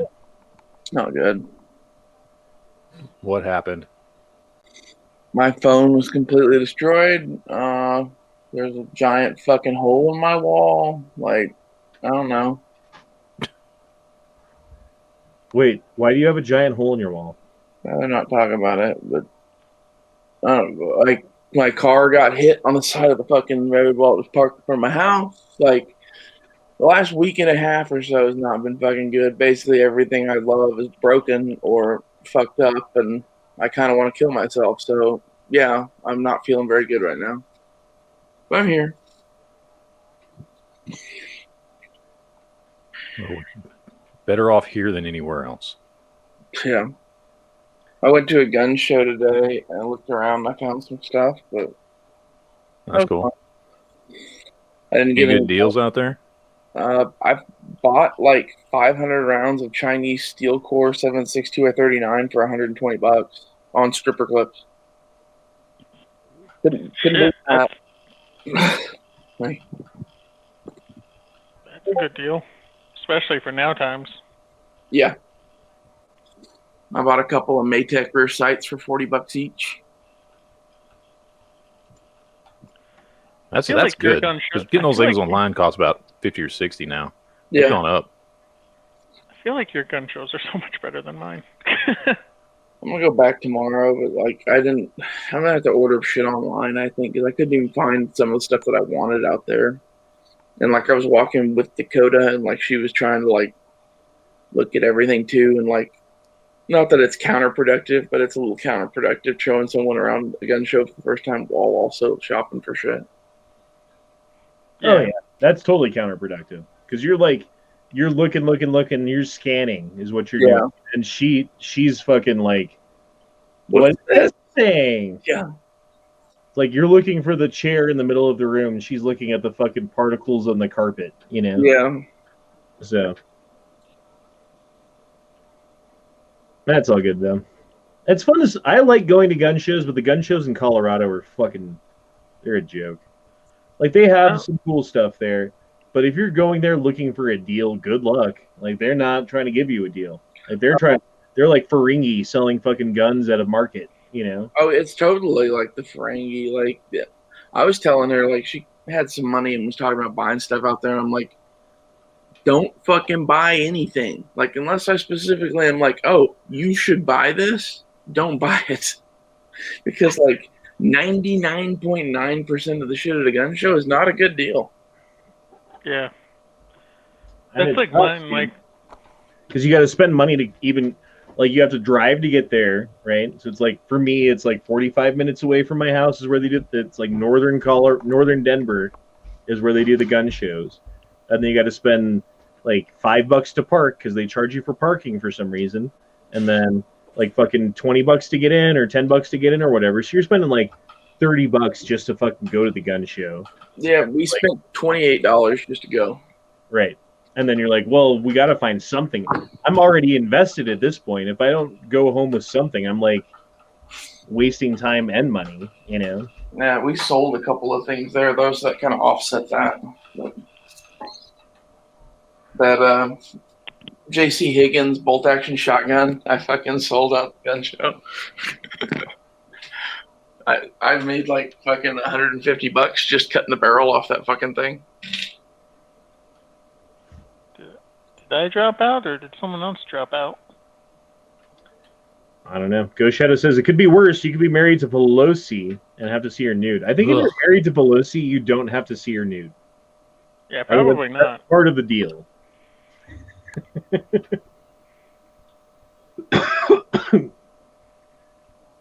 You get your insider trader stock.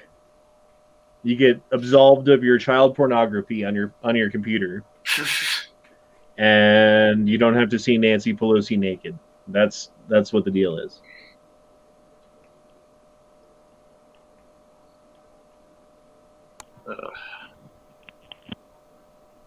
Brian Knight says gun shows in PA suck.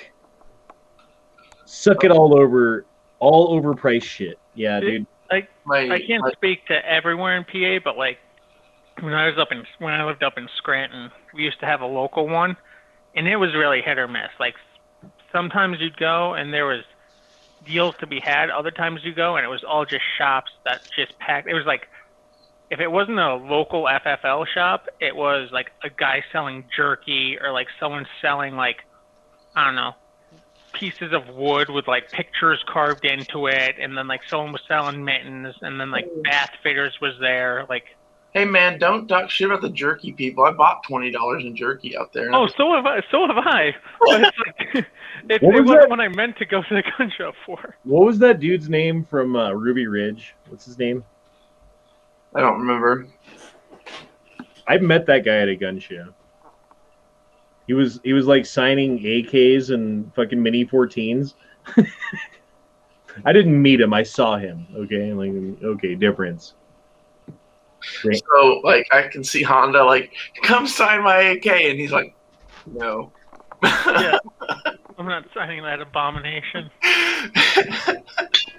Hey man, there's nothing wrong with my AK. Can you Not sign yet. my Mosin? That's not a Mosin anymore, That's son. not a Mosin. So, public service announcement, back up your phone, because I hadn't backed up my phone since the last time it got smashed. Nothing like losing the last fucking, year of everything you've ever fucking done on anything electronic. A lot of those pictures are on Instagram and shit, though, right? No, not any of the ones I care about. Like, I lost probably 90% of the pictures I ever took of Dakota, and like all the pictures of us together, and like there's some shit on Instagram. You guys talk shit about my gunsmithing, right? But I redid this stuff. Look how fucking nice that looks, right? I did this like 8 years ago. The thing I like about your AK is that you went, well, I can't see the iron sides because that stupid Yugo stock, so you just whittled it down and refinished it, which is like some gangster shit. Yes. Because if you look at this, it is asymmetric. It's hard to see. Hold on. Let me do this. I just sold my Yugo and bought a different AK whenever I came to that same issue. You can see how it's like not like this side is untouched. This side has been shaved down. It's got a nice little comb right here, like right where your face goes. And my sling mount too. I added that.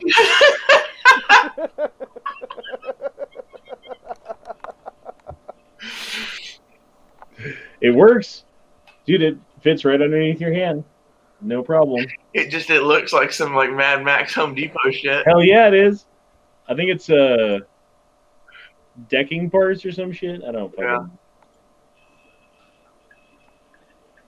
Sucks how I can't just be like, check out my thing, because YouTube will be like, fuck you in the ass without lube. And then I will not have a stream going anymore. Who all is in here besides us? Like, who's the person with the beard in the picture? It's the future governor of Ohio. Ohio. Men of Tupperware. Oh, okay. What's up? His mic is very quiet. It's hard to hear him. Yeah, I got really shitty headset. Probably need to buy a better one, but I don't have the cash to do it yet. You need to get one of those $40 never enough ammo mics that he keeps pimping, like he makes money off of it somehow. 30. See, there you Send me go. a link for one, man, and I will.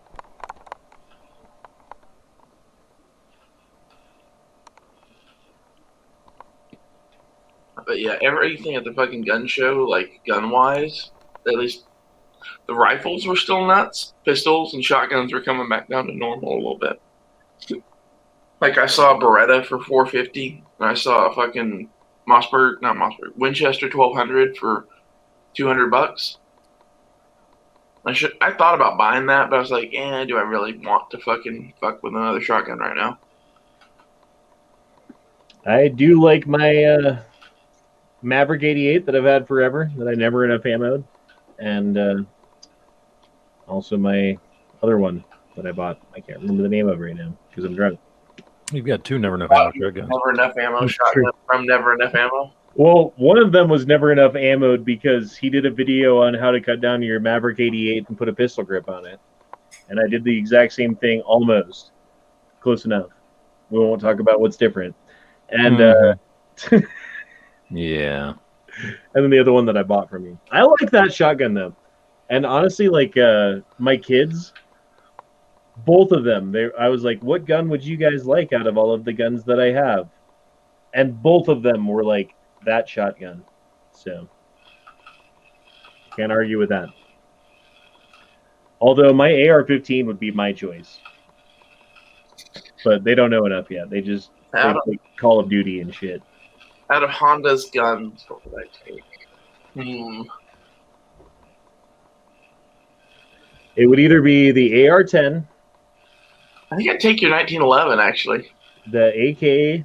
Maybe the 686 would be the most expensive handgun. Yeah, I forgot about that. I would either take the 686 or the 1911, probably. I don't know which. And the most expensive rifle is my AR that's got all the whiz-bang tricked out shit on it, you know? Yeah. Your, like, Halo gun. I did not know this. Erstwhile says, do you know Taurus owns Heritage? Yeah. They've owned them for years. I did not know that. And that explains why they're so fucking cheap, I guess.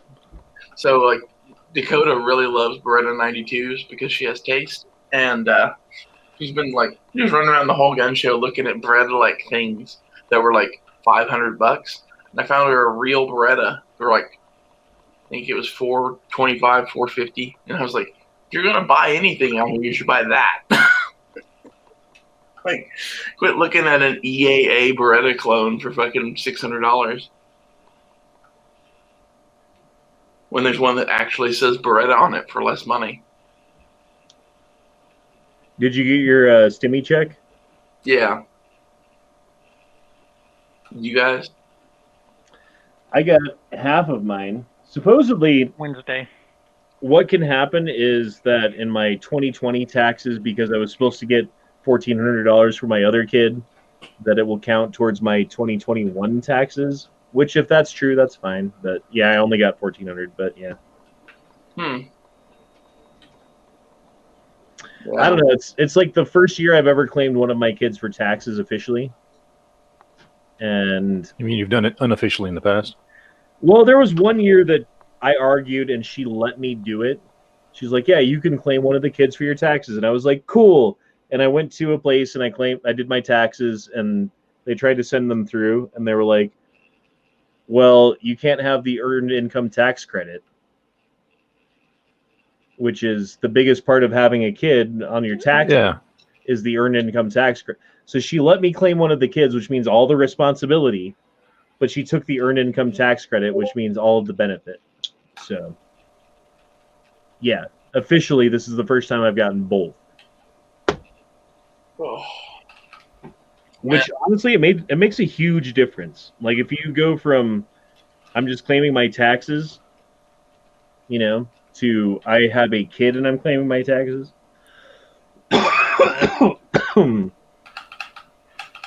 Yeah, big difference.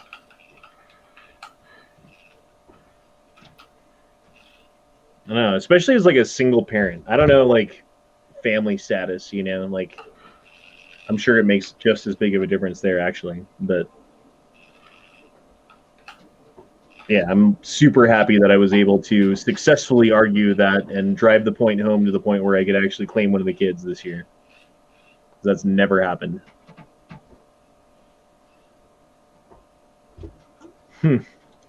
Agorizer says, hello, Froggers. I don't know. I might or might not be doing the chat tomorrow. I'm not sure quite yet. I think we might just head up to the mountains on like tomorrow when the kids come over. Or it might be like first thing Monday morning. We wake up and go, you know? I'm not sure. So, Matt, you want to do our normal chat when Honda goes to the mountains? Sure. I remember that. And it was so bad you had to take it down. That's it was yeah. You said what did we call it? The fuck Honda chat or something you like that? said things about me that you didn't want me to hear. I can't remember what all we said though. We didn't want you to know about. It was so bad that you were like, I don't even want Honda to know about. I'm going to make this chat private. What did we say? I don't remember. Because I went to watch it the next day and it was We gone. created the E-Rhonda page and we didn't want him to know. Right, That's what it was. That's what we were I hiding. took one day off chats and you created Eve Rhonda. And that was the last time I took a day off of chat. Now I'm doing it again. What's going to happen? Just imagine what happens on strike 2, I was going to say. Yeah. Jesus Christ. So, Matt, I think we need a new thing. First off, we can't do E-Rhonda again. And, like, Twitter's, like, used up. We need a different social media. Let's see. We can just start a YouTube channel. I mean, we have an E-Rhonda email address. Yeah, there we go. Hello, I'm E-Rhonda. I can get like with my editing software and do like a take that picture of E-Rhonda and then just animate the mouth. Yes. And we can do my two God. videos. Can you, Okay, can here you you go. animate the mouth Hold of on. Rhonda and do like set up an OnlyFans? Oh, God. Okay, here you go.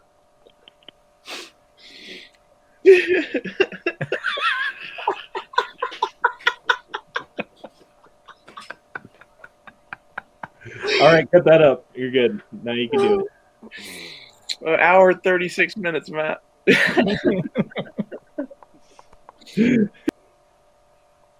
just kicked himself out of the chat.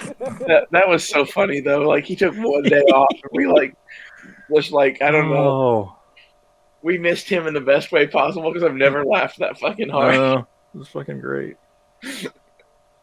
Good God. Well, I guess it's our time. Now it's on us. Look at me. I'm the chat captain now. Yeah. I wish when he kicked himself out, we could like take over the actual chat. Yeah, like if I'm a Yankee Marshal, and I know how the internet works, and I'm going to tell you what you should think about things, even though I don't even know all the facts. Mm-hmm. that's a pretty good impersonation, really. I love Yankee, but Yankee does go off half-cocked pretty much on every subject he ever covers. We've been specifically requested to not talk about the military arms channel situation tonight, just so you guys know. Well, who asked? Oh, why? Why would we talk about it? I don't know, just people are tired of hearing about it, I guess. Okay. And so they were like, please don't talk about it tonight. Okay. But that goes back to the whole reverse psychology thing. Now you want to talk about I'm it. going to talk about it. But now that you said I can't talk about it, I want to talk about military arms channel. Like I said, let's get loaded and talk about military arms. Dude, I'm already loaded, bro. I'm hitting buttons. I don't even know what's going on. Well, if you want to talk about it, I can say some things. I mean, please do. Go on, good sir. No, I'm just saying. I'm not going to do like a video on this or anything. But if anybody asks, and I can't give out any information, but somebody who actually was a part of the deal contacted me, and to keep them from getting in trouble, they didn't want me to say who it was, so I can't say who it was. But somebody that actually was a part of this deal saw my video and started emailing me and telling me that basically everything that I had said happened is exactly how it happened, minus a few details that I would have no idea about, obviously, and that Mac and Copper Customs actively did know there was a list. They knew for sure there was a list. They knew for sure that there were people waiting for these rifles, but they didn't like the price that had been quoted to them over the course of 2 years, because they thought the rifles were worth more than that. But the importing company already does deals with Copper Custom.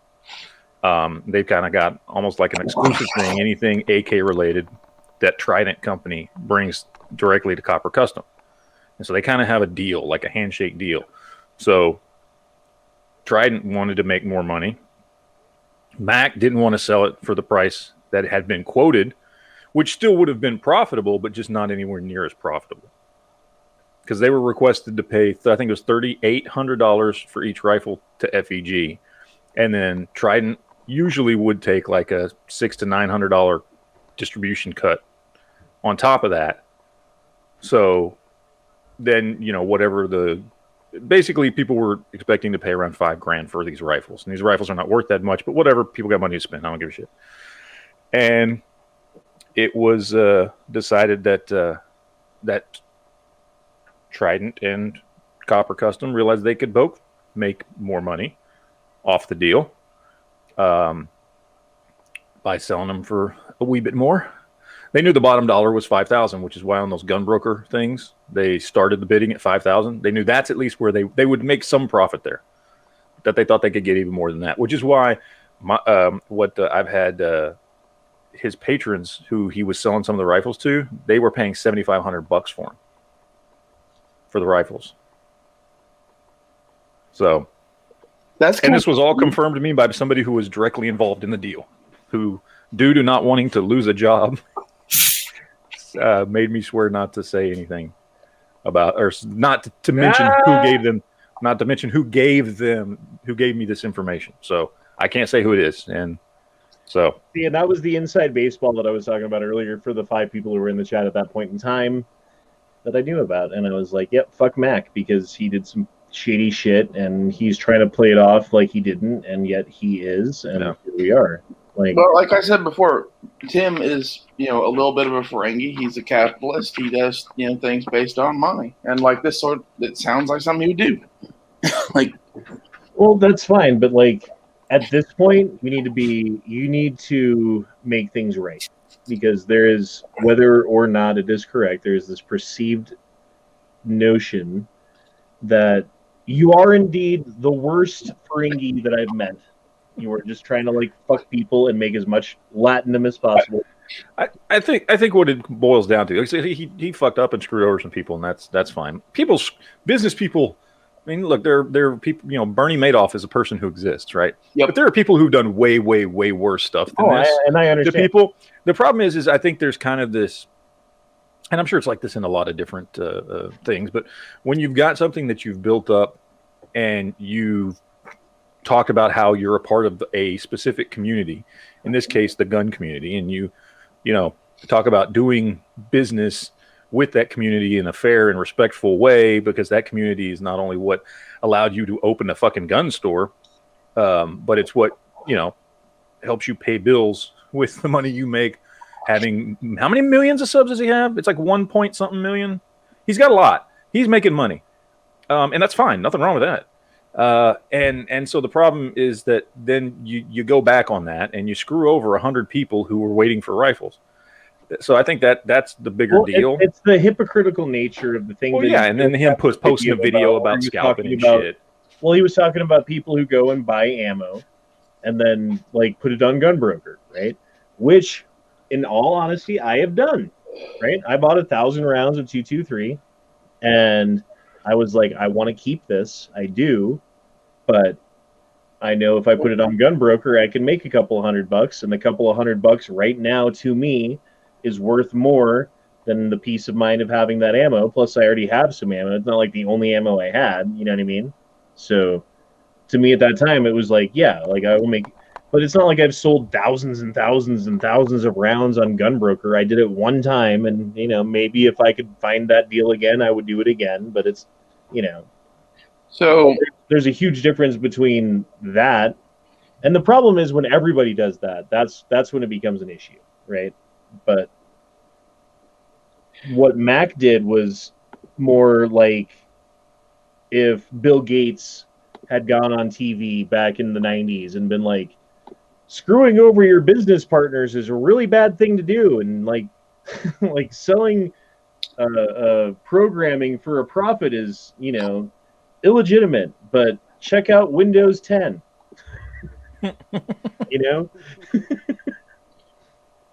That's what Mac did.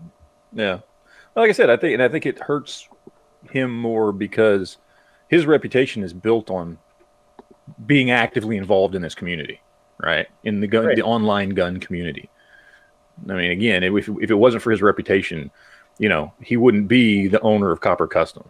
And I know that other guy that owns it as well, but Mac's the controlling owner. who's now gone out on Facebook to take the blame. Oh, Mac had nothing to do with it, and he's just the face of the company, and it's all me. And I'm sorry. I mean, I didn't really do anything wrong, but if I did, I'm sorry. Like, I'm like, oh my god, that's so fucking pathetic. Okay. Let's be honest though. Have you ever bought anything off Copper Custom? No. Nope. Why? Because it's expensive. Because they don't have the best prices on anything. Yep. Because people go to Copper Custom based upon the fact that they found Military Arms Channel and that's the thing that he promotes, right? I've never even gone to Copper Custom's website, so I just wouldn't buy from them. I went looking because for some they're 1022 that he had that I was like, oh, that would be a cool 1022 to have. Let me see how much they're never mind. So I always used to look at AKs there because before the collapse and all that, their AK prices were actually pretty good. But like they never had anything that interested me, and like I usually buy stuff in person, so I never order anything from them. But like I would have if they had something at a good price that I actually wanted. And like as far as like the ammo thing, I buy and sell shit constantly at like, you know, I find good deals on shit and then I flip it. So like doing that with ammo because it's scarce, why don't you cry me a fucking river? Like if you really don't like that, you're a communist piece of shit and you can go complain elsewhere. Well, and then you're also discounting. It is the thing when you can't go buy fucking ammo or whatever, but like the thing is you can go buy ammo. You can wake your ass up at 6 a.m. and go stand in line at Bass Pro Shop just like everybody else. There you go. And that's the thing that I was going to say is like, yes, like it's a pain in the ass. And that's what that money went towards is the pain in the ass of going there and waiting in the cold and, you know, like talking to the other bald dudes in line. And we're also forgetting something else. You selling a case of ammo that you waited in line for to make a little profit is not the same thing as somebody coming in. And this hasn't been as big of a problem this time around with the shortages. But back in 2013, and you remember this, Ray, the biggest problem was places weren't limiting quantities. And people were creating gray markets. And so it was very much like what Mac did, which is he went and bought everything of a specific type and then controlled the market. What I'm telling you is, if you gave me the opportunity to go buy up all the ammo at Academy today, I would, and I would create a gray market and I would sell that shit because I like money and I like making money, and my business is selling fucking arms and ammunition regardless of what it is, whether it's knives or guns or fucking whatever. And like, if ammo is the thing that is in demand, that's not like, I'm just not going to deal in that. I'm tired of this mentality of like, oh, well, you shouldn't fucking be a capitalist. Well, that's not capitalism. Exactly. Creating a gray market isn't capitalism. I mean, it's got a definition. It is. It's the ultimate and worst form of it. All I'm doing is the same shit that fucking anybody you care to name who's in big business does on a much smaller scale. Well, it's like the guy who goes into Walmart when there's a toilet paper shortage and buys all of the toilet paper that Walmart has, and then goes to the parking lot and sits with his fucking SUV or whatever with the back open selling toilet paper for $20 a fucking roll, right? I guess I don't view that as bad either. I'm just saying, like, sure, you can do that, but you're likely to get punched in the face. Well, again, like, if that's how you're going to do business and shit, and someone walks up and punches you in the face, that person might get shot because this is like some gangster shit or whatever. And like a lot of people don't get that. Like, this is like what fucking organized crime does on everything they ever fucking touch. Just now it's happening on fucking shit like gas, food, water, toilet paper, and ammo. No, I mean, it's not happening yet on that shit. Well, we got a little. It did for a short period of time on toilet paper, and now it's on ammo, but it hasn't on gas and food. I'm just saying that's where that happens, but it hasn't happened yet. I'm saying that's where things are headed, not where things are currently. But like back in March with toilet paper, that is exactly what was going on. With the guns now, that's exactly what's going on. And like, yeah, you can not like it or whatever. Like, okay, like you can't buy stuff at your price. But like, you need to acknowledge that the reason you can't do that is because the market is so fucking crazy, and like, it's not like, I don't know. Like I said, this time is very different than 2013 because now you've got retailers and distributors that are preventing people, by and large, from doing it. Like they remember. This is why you can't go and buy more than 3 boxes of ammo anywhere you fucking go, even at your local gun shops, because they're like, no, I need more for the rest of my customers, because nobody wants a repeat of what happened in 2013.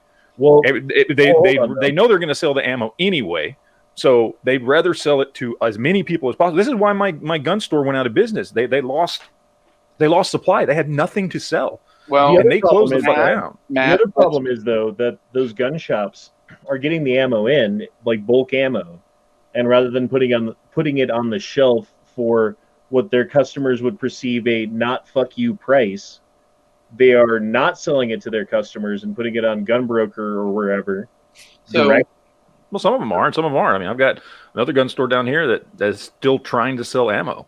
Like he's getting in as much as he can and putting it out, and he's like posted on his Facebook, I got 20 boxes of 9mm, and come and get them while you can. And he limits people to 5 boxes per whatever, and gets it to as many of his customers as he can.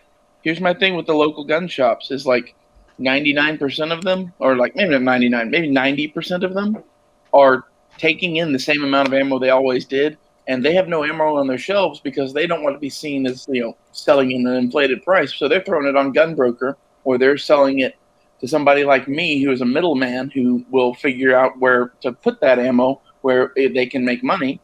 Or they're going to do another 100 things with that ammo other than put it on the shelf for fucking $10 or $50 for fucking 9mm.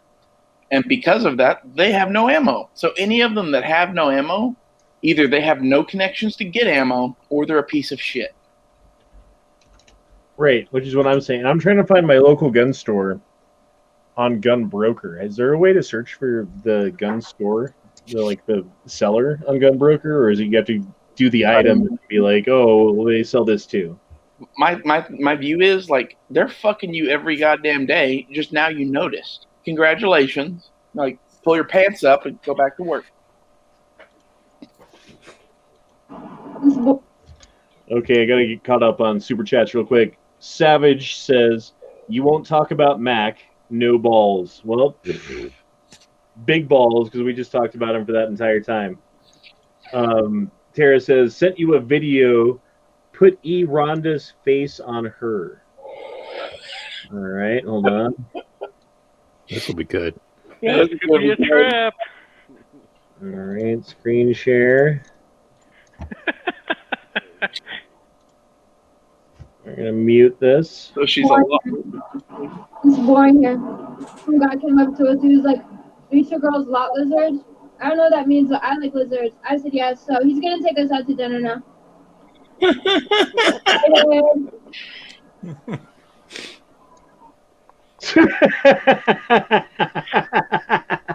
Yes, she is a lot lizard. Jesus. Are you two lot lizards? She says, I don't know what but yes. I like lizards, so yes. Hey,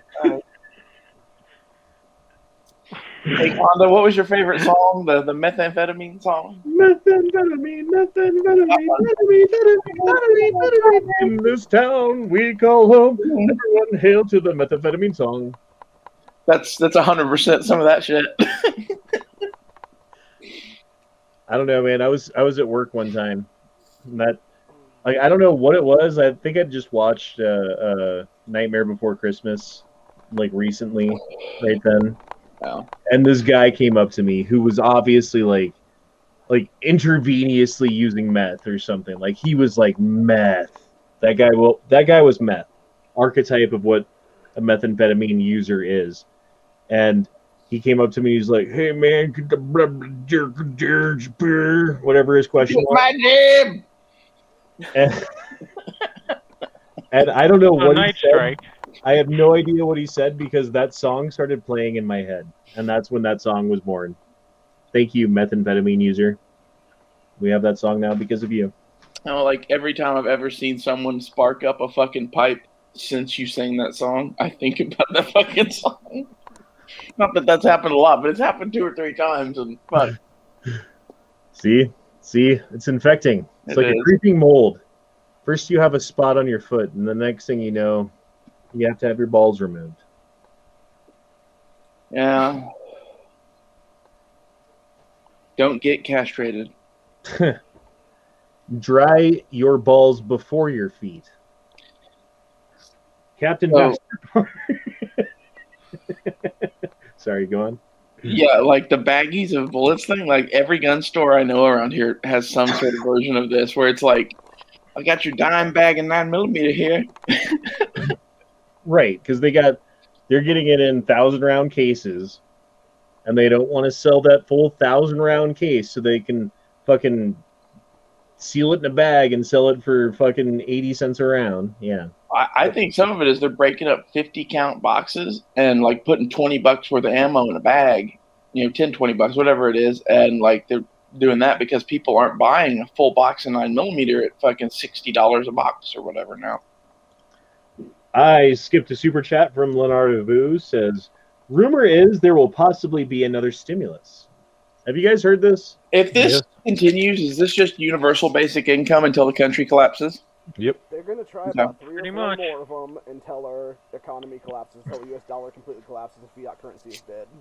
I keep saying every stimulus that you get, you should just directly buy fucking cryptocurrency with, of whatever variety you want. Bitcoin, Oh. whatever. Don't use PayPal to do that. I lost my PayPal this week because apparently I bought gun shit on eBay. Like the only thing I had done is buy a fucking M1 Grand Sling and like buy food in the last like 3 months, and that was enough to lose me my account, I guess.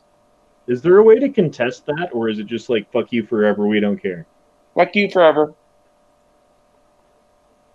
That's the one thing about all of these platforms that we use all the time, like YouTube, for instance, or Twitter, or PayPal, or any.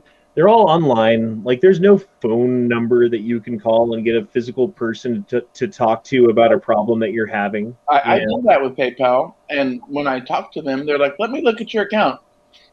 And as soon as they saw it, they were like, "Yes, we decided to close your account. We can't tell you why. We can't tell you what or anything about it due to corporate policies." And like, they're like, "Goodbye."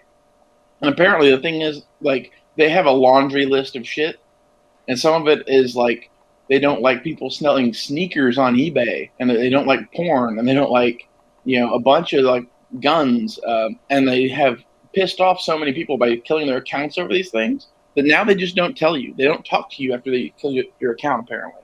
I say buy crypto, but then I look at my crypto and it's like down fucking, Yeah. not a ton, but 10%. I've lost 10% of the money I put into crypto so far. I'll tell you what, man, seed banks. Seriously, grow your own food. That's the way to get money right now. Just put money in your seeds. Is he talking about semen? No. I don't know what he said. Actual food seed banks, like to grow food, cucumbers, watermelons, other fruits and vegetables. Seed banks. Invest in seed banks. Okay. I haven't heard that. There's people investing in like fucking dispensaries. Like, you can make a bunch of money by putting money into dispensaries, but that seems to be like one of those bandwagon things where it's like, well, everyone's putting money into XYZ dispensary, and so the price of the XYZ dispensary stock went way the fuck up, and then everyone was like, whoa, my stock's worth a lot now, I'm going to sell it, and then it went way the fuck down, and then people, you know, it just does that How roller is the coaster thing. dispensary on the stock exchange? What's that? How is the dispensary on the stock exchange when they like can't exist on a federal level? It's weird. Like, Okay. on Probably you're investing in. You're not investing in that. You're investing in the corporation that owns dispensaries, which probably may own other businesses as well. And so you're investing in a parent company essentially. You're investing in Ferengi. So Yes. I can invest in Canopy Growth or Trillia or Kronos Group or like none of these are Aurora Cannabis. Yeah, like these are weird, dude.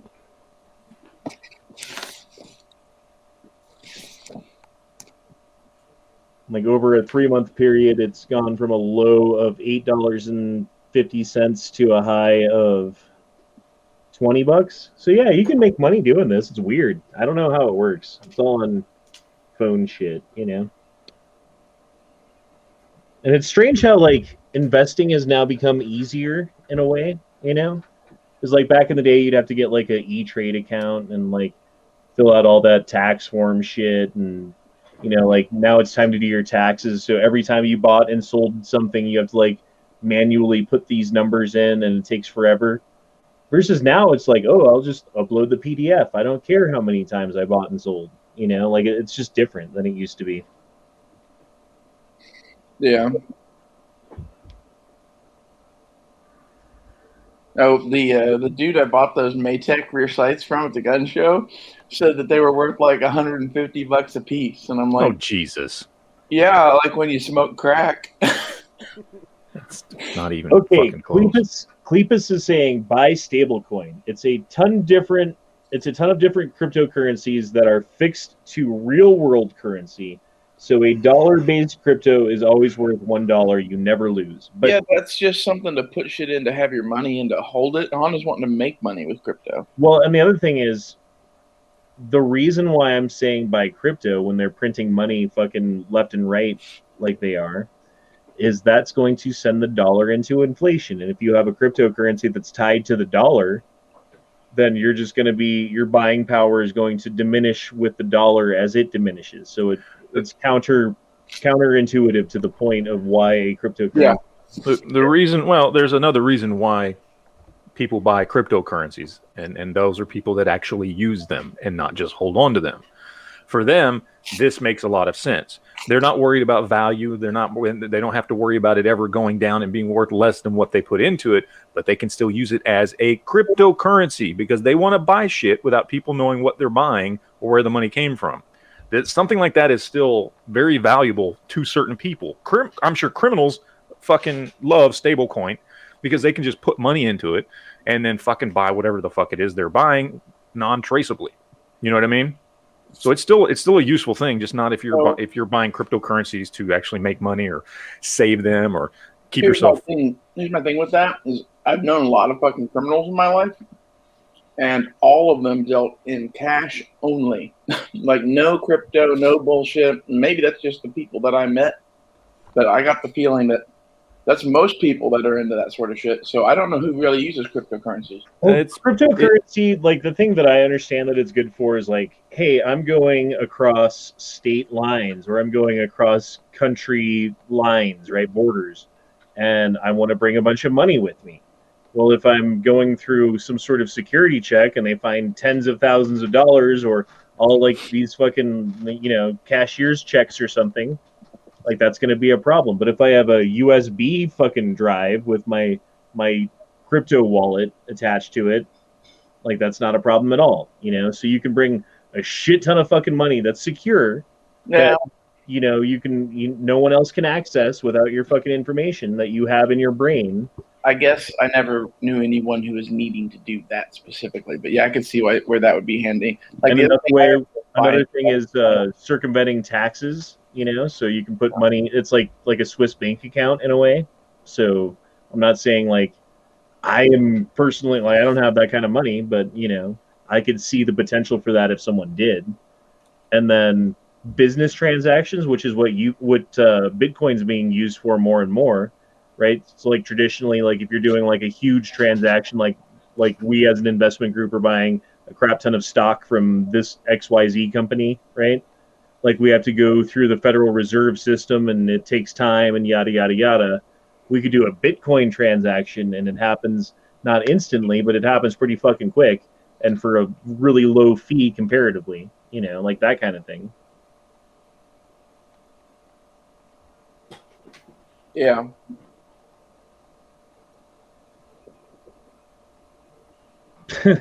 Leonardo Vu says, I can use my seed / semen to make kids to farm food. It's true. I used mine to make kids to help me move. This is the first time I've ever moved where I don't have to call anybody. Like every other time that I've moved, it's been like, oh, friends and family and whoever I can get, please come help me. I will buy pizza and beer. Now I'm just like, move this or you don't have internet.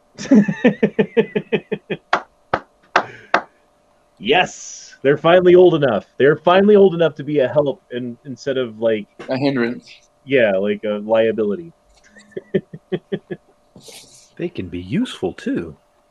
Dude, they're pretty strong, man. Like, that'll help us in the future. Like I wrestle with them, you know, like I wrestle them and fucking stuff, and they're pretty fucking strong. They're not as strong as me, but they're strong. They're strong enough to carry a fucking couch. I figured that out in this last week. I've got that same sort of thing going, but it's like with a girlfriend, because like I'm moving her shit, and like the two of us together can move way more fucking shit than either one of us could alone. And like we've always moved by ourselves, basically. So I don't know. It's nice having people to help. The last 2 times I moved, I just hired somebody because I was just real done with it. Yeah. You spend so much time packing that it's like I feel done now. I don't want to do anything. And then I'm going to spend months unpacking all my shit, you know, a little bit a day. I don't want to move my shit. So last 2 times I've done it, I've rented a U-Haul. I've said, we're moving on this day. I make sure everything's boxed up, and I've got the same moving company. I've used them twice. And it's like 1 and 1's moving, and they basically show up to your house with a couple fucking dollies, and they just you'd be like, put everything in the back of that car, then follow me to the new house, and then take everything back out. And it'll be like 6 hours worth of work. And like last time when I did it, I was paying them, I think I'm paying them like, I can't remember what it was. It was like $200 to have them load everything up and unload it. It was ridiculously cheap. That's because you live near the border. Yes. Up here it costs a little bit more than that, but yeah. Oh, I'm sure. You got that border labor. You heard it here. Matt uses illegal immigrants to carry his box. I don't know if they're illegal or not. They're driving a truck with Texas tags and shit on it, so I just assume they're legal. I don't think that means much. Like just having Texas tags. And they advertise their fucking business all over the place. So, I mean, at a certain point, it's like... the head dude is 100% a U.S. citizen or whatever. I'm saying all his employees. Oh, yeah, probably. He goes to those people that sit at Home Depot looking for a day job or whatever. Yeah. And just like plucks 4 or 5 of them and goes, "You're movers today." I guarantee you. Probably. How hard is it going to be to take down that fucking ceiling fan? Because like the more I'm thinking about this place, it would be a lot better if I could take down that ceiling fan and put one of Dude, it's not difficult at all. It's not swapping hard. out a ceiling fan for just a little dome light that you can, again, you can go buy a cheap little dome light at fucking Walmart or Home Depot or wherever. You're going to see it's going to have 2 or 3 wires into it. And probably the fucking mount for your fan will probably be a mount, because they usually use a universal ceiling mount. Yeah, probably similar to the one that you're going to have, the light's going to need to attach to. So you won't even have to replace the mount. This space right here is perfect for one of the loft beds. Yes. If it weren't for this. For this thing. Yeah. But yeah, like this is the new place. This is like I was inside of it. This is an actual picture of the place. So. Are they cool? Are they cool with you fucking with the fan? I don't know. I haven't asked. I'm gonna I have to get in contact with the lady again because I have to get renter's insurance and provide her with the information, and I have to get Excel, like the electricity, transferred to my name, and she needs the account information for that. And I was thinking about asking her then, or the other plan was fucking not say shit. Just if you ask her, she's gonna say no. I'm just telling you right now. Yeah, she's gonna say no. And just do it, and then fucking like plan to put it back when I leave. But then I was looking at this forum, dude. It was like this, like, we're people who rent apartments and houses to people. Ceiling fans was the topic, and people were like, "Oh, I love ceiling fans. Ceiling fans are great as a renter." And like, why is that? Because you can charge them $100 to clean it because they didn't dust the top of the ceiling fan before they left. That's why they like the ceiling fan. So if I take it down, then it'll never get dusty, and then I can replace it right before I leave, and it'll be like it never got used because it literally never got used. I'm telling you, like, if it's a place where they'll go into your apartment at all, don't notice that and get pissed about it and evict your ass. You think they'd notice if there was no fan? If there was just a light and it looked completely fine? Like normally in a building like this that I'm moving into, like there is a office that has the people in it and has the maintenance people and yada yada yada. This is all outsourced. This is like some central company that's taking care of like multiple buildings, and it's like a maintenance company that takes care of multiple buildings. So they don't know fucking, like Adam from Tom. Is there any place you can store the ceiling fan with the blades taken off of it? Yeah, and I could just throw that in a closet somewhere. Like there's 3 closets in this apartment. I would do it, and if they say anything, like plead ignorance and be like, I didn't think it was a big deal. Like, I still have your fan. Right. I don't think they'd evict you just because of that. Like, if that was the only issue and they came in, they're like, "Dude, replace the ceiling fan, get rid of them." If you went in and replaced it without their permission and threw away the old fan and shit, yeah, they would be super pissed about that. Yeah, no, he was just going to put it away in a closet somewhere, and then fucking, if he ever moves out, just swap it back. I don't know. I don't know what the legality of that is. I don't think that it would be like an evictable thing. But maybe it is. Maybe I'm wrong.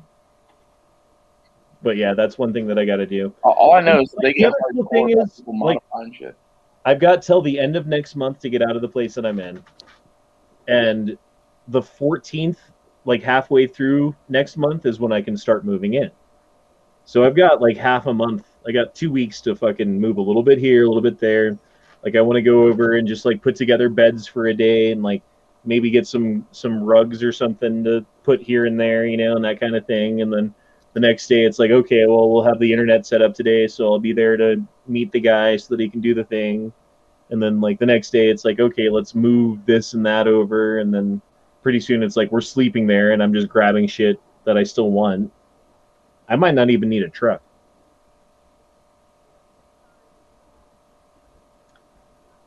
I don't know. We'll see. We'll see how it goes. But this will be a good move, dude. I'm happy. Clint Torres says, seriously, how much effort is it to dust a fan? Well, that's the thing. They've got these like clauses written into your 50-page fucking rental agreement. And on page 47 and a half in the fine print, there's the like move out charges and how much things cost, and one of them is the ceiling fan cleaning, and that's like $100. And that's like, they would rather have a ceiling fan in there and make $100 off of it than have a light and not have the ability to make $100 because you didn't clean the light, But yeah, I mean, this is the new place.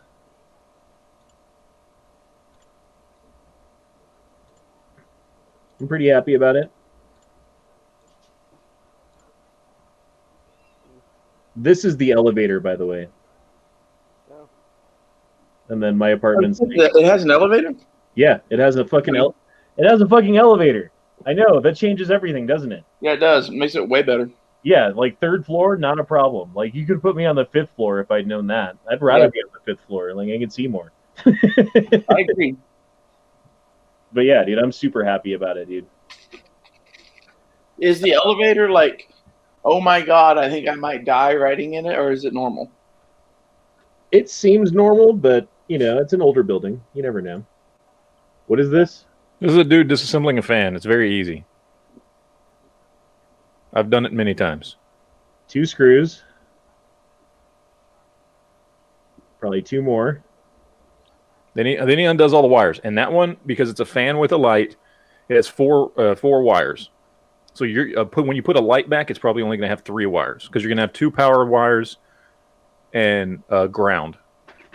I can see myself. You just have to remember when you take it apart which one's which. I can see myself dying doing this, Matt, but okay.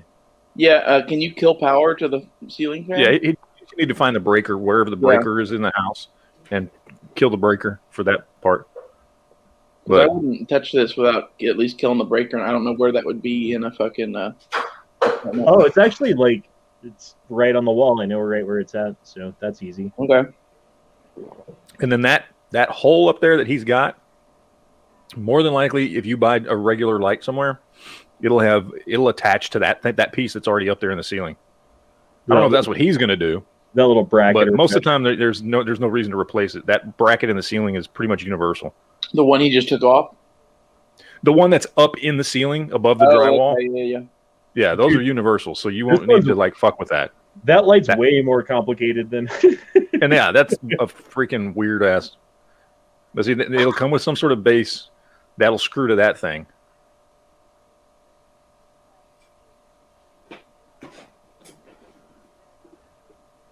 Okay. He's putting a cover on the talking about where he's. Yeah, so he put one of them away because he's just changing it with a light. Right, he doesn't need all those wires. Right. That was to power the fan, not the light. Yeah. All right, dude, I'm doing this.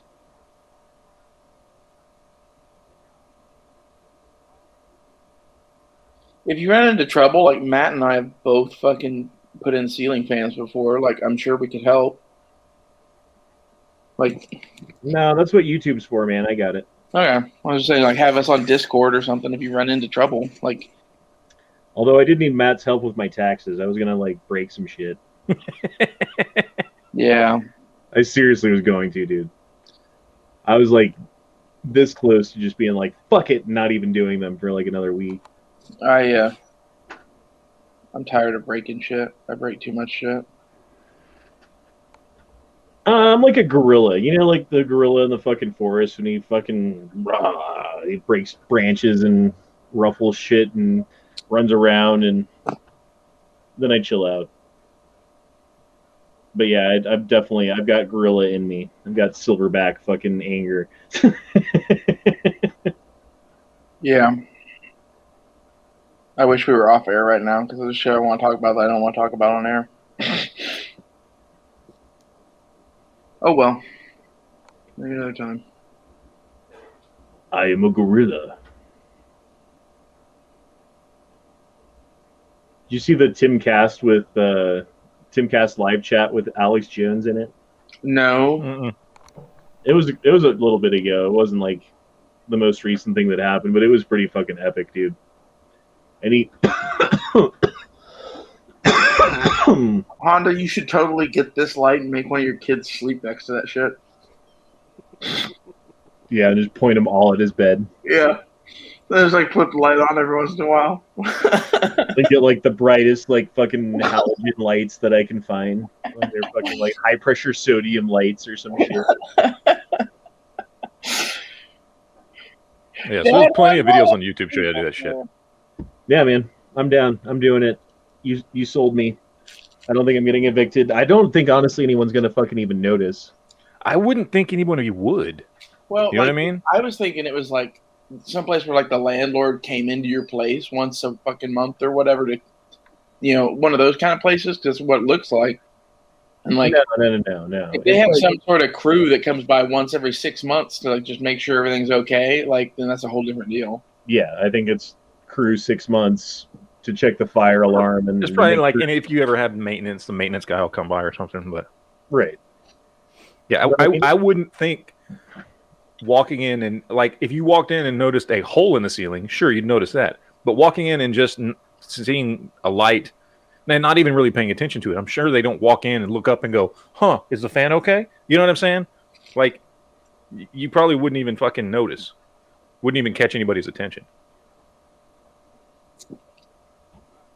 So yeah, I don't know. There's a lot of shit I got to do between now and the end of next month. I know that because we got what like 11 days left this month, and then 2 weeks until I got to start moving. If you ever get caught with it, fucking be like, I'm assuming it'll be like months and months later. Be like, I don't know. Terry told me I could put it up. I'm like, who's Terry? Terry was the guy in the office. Like. I asked.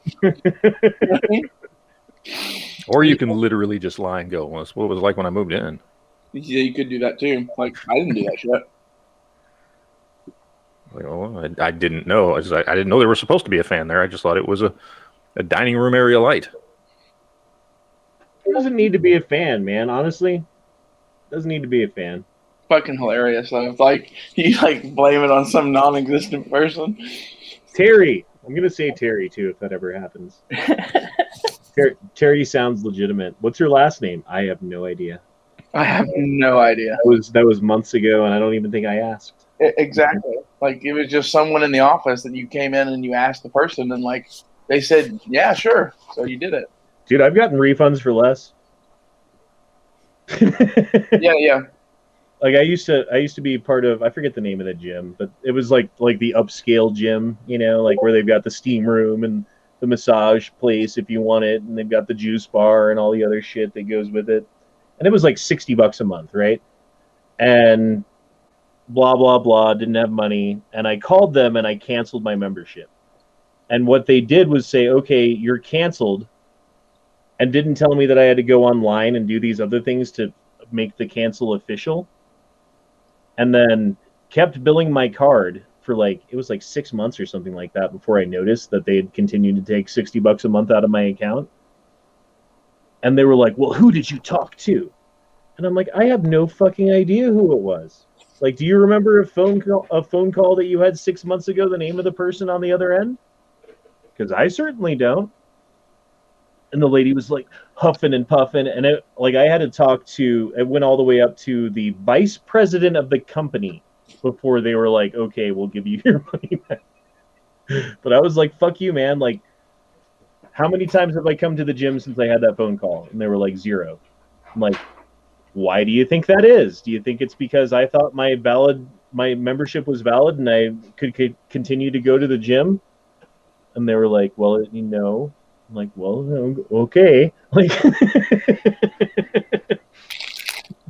so fuck you, pay me. no, they gave me my money back, and you know what I bought with that money? Weed. My AK. Oh, okay. That was the majority of the money for my AK was the money that I got refunded from them, and I was like, "Oh shit, now I have money again." What do I want? The before times when you didn't have to worry about money going away and your job going away and shit going and things not being available anymore and the price going skyrocketing to craziness and everything else that has changed in the dynamic of being a gun owner in 2021 versus 2013 or whatever that was.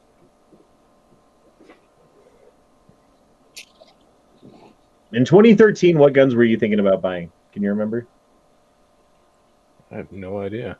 I know in January 2013, I bought a Troy Industries carbine thing. That was I don't know. It was the first gun they ever sold because before that they were just doing accessories and shit.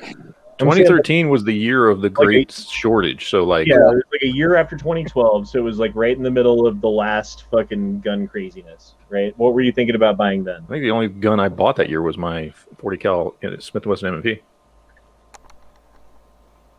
That's not a bad choice in the middle of a fucking gun shortage. Mm-hmm. That's actually a really smart choice. I was thinking about getting one of those Taurus TH9s, but then I was doing the math on it. In order to, the price difference between 40 and 9mm only so much. So you have to buy a shit ton of 40 versus a shit ton of 9 to make that, add up.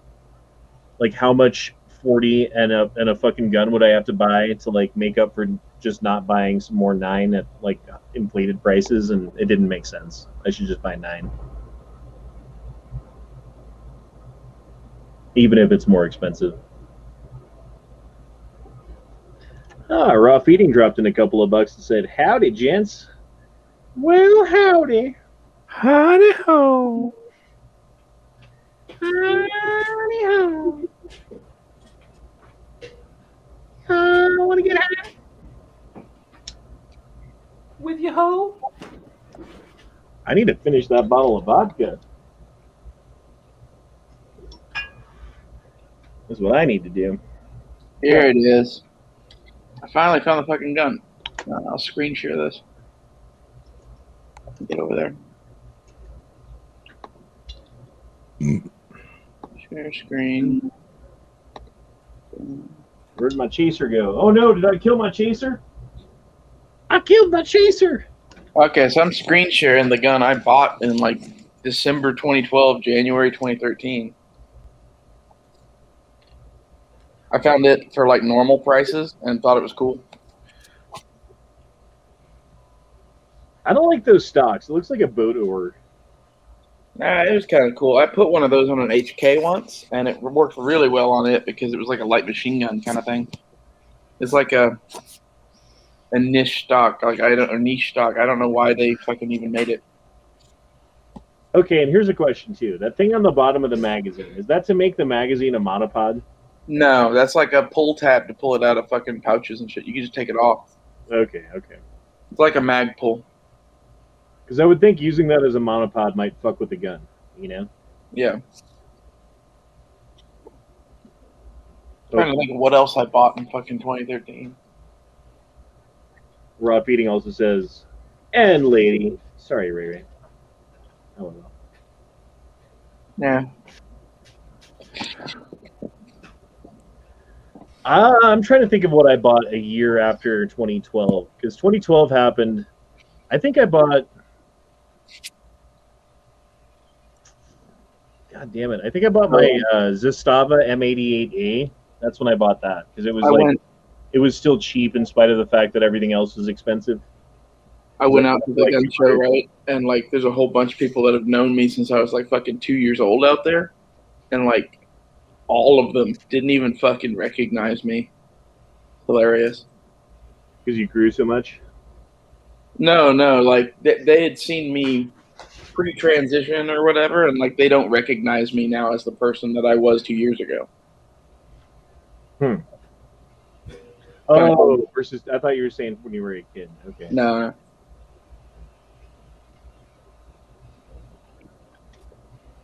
I still know you, but I know you through your transition, so maybe not. Between the weight loss and switching genders, like apparently it fucks with people. How much have you lost? Like 200-ish now, a little over 200 pounds. For real? Yeah. Holy fuck. You lost an entire Honda. Yeah.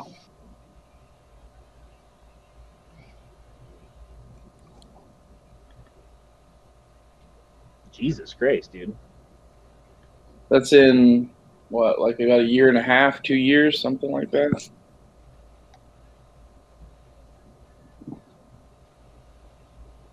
How do you fucking lose that much? I eat like a supermodel. Like literally, like I think about whether I want to eat a radish or not, and whether I'm gonna feel guilty about it. Like, and a shitload of like exercise. See, and I try to eat a bunch of fucking protein too. I don't count protein at all. So.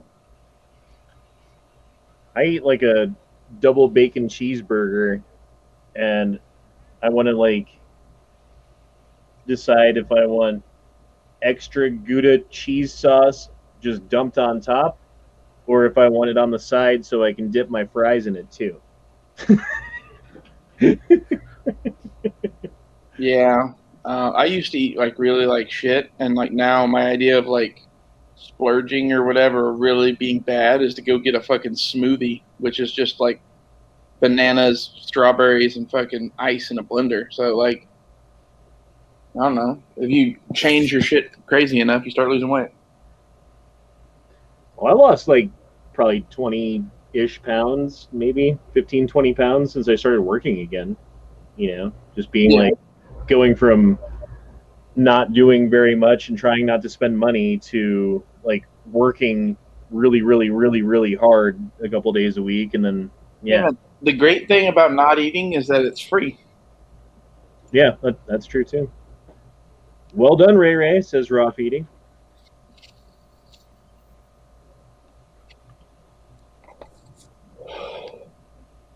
I can get away with so much more shit now.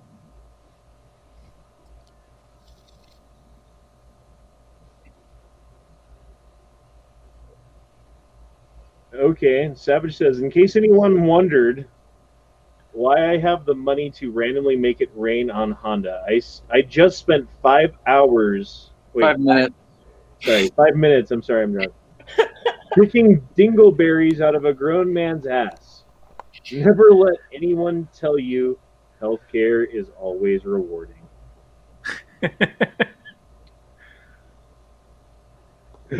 I'm sorry. That's awful. But think about it this way. Like, you could be a vet tech and you'd be doing exactly the same thing, except for instead of a dude, it's a dog. I feel like I'd rather dig dingleberries out of a dog's ass than a dude's ass. But you're getting paid like 1/10 as much. Yeah, maybe, but like we've all had to fucking take care of our dogs because they're basically like fucking babies, right? I bought one of those in 2013 too. Underfolder? Yeah, that's a Bulgarian milled underfolder from DDI. I miss that gun. I had a Polish Sporter AK that I bought and sold back then. That had the thumbhole stock, you know? Oh shit! I think this is my gun.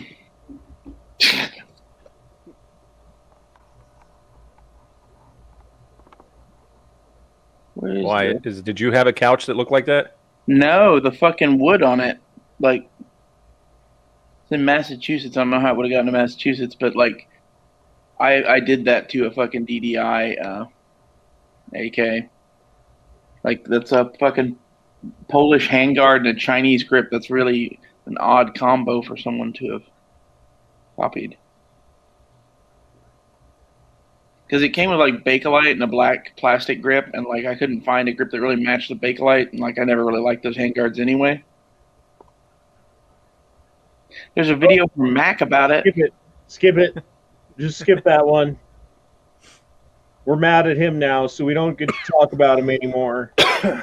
Because we're like little girls in the gun community. We can't actually talk to each other on a chat because we're afraid, and the people are gonna know things, and we're gonna just fucking just quarantine ourselves into our own niches within the community and never actually unite on anything. Look at this thing.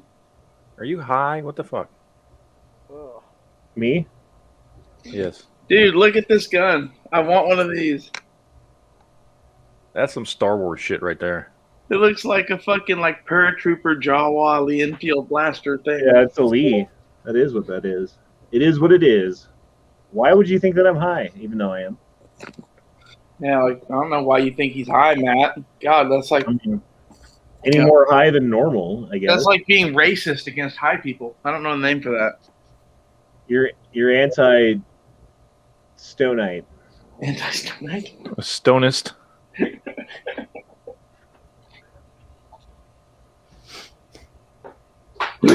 I love it. Like anytime that you tell a story and like halfway through you're like, I should probably mention that I was high as fuck right now.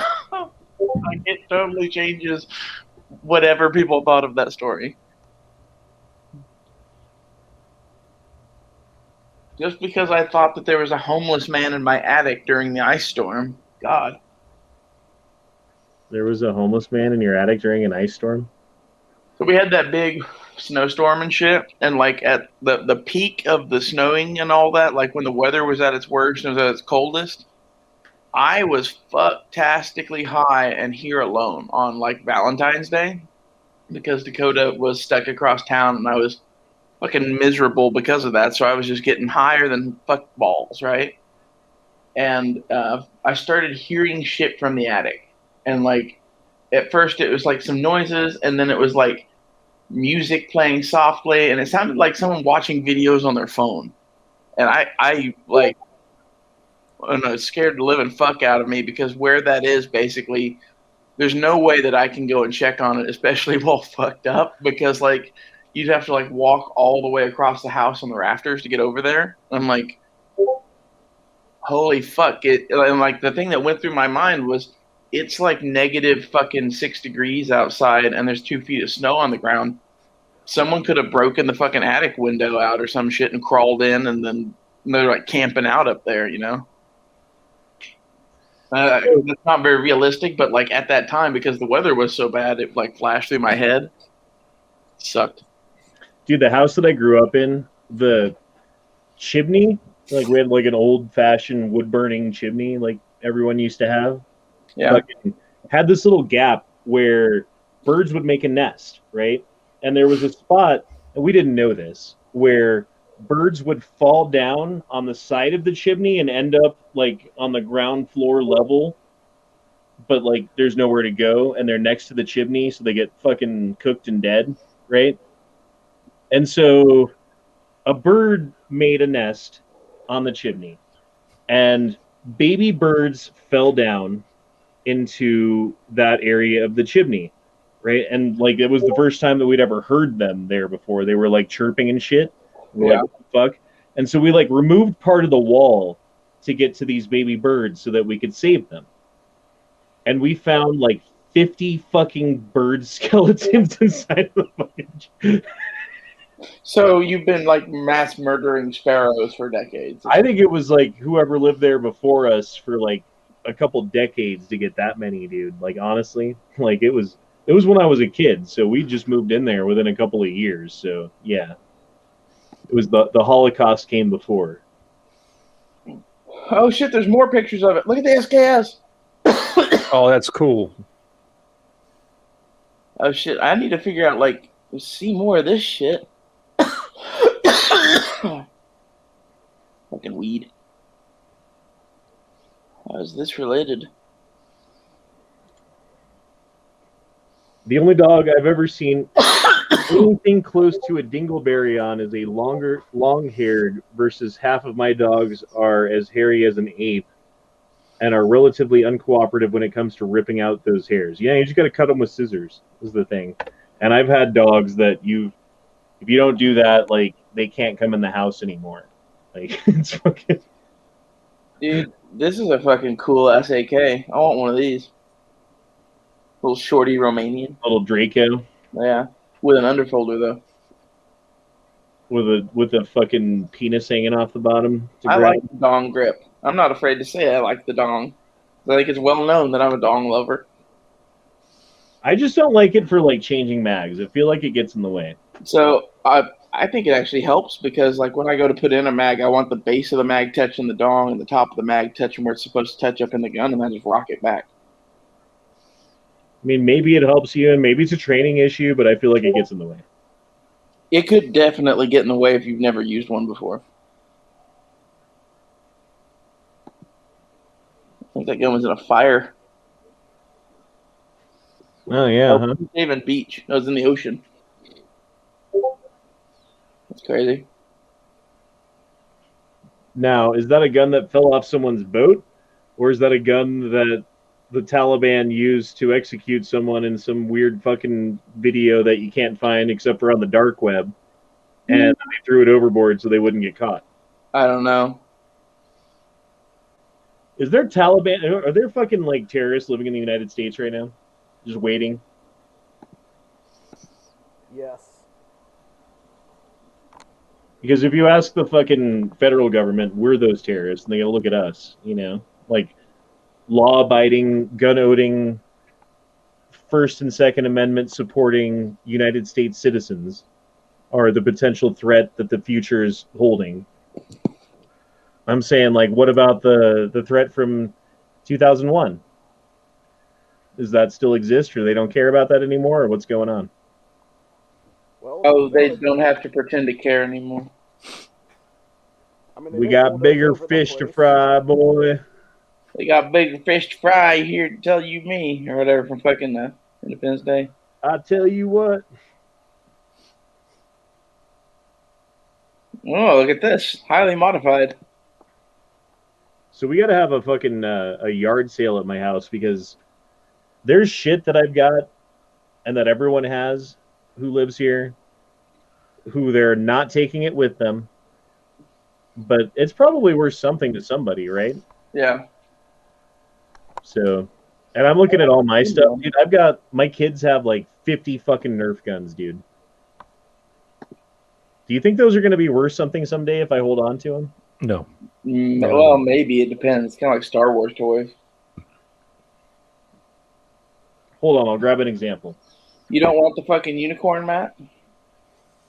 Oh, I'd own that motherfucker. Hell yeah. I probably wouldn't pay for whatever they charge for that fucking thing, but if somebody was going to give it to me, I'd take that. I'd have some fucking fun at the range with that motherfucker. Look at this thing with the barrel that curves back at you. Jeez. I like it.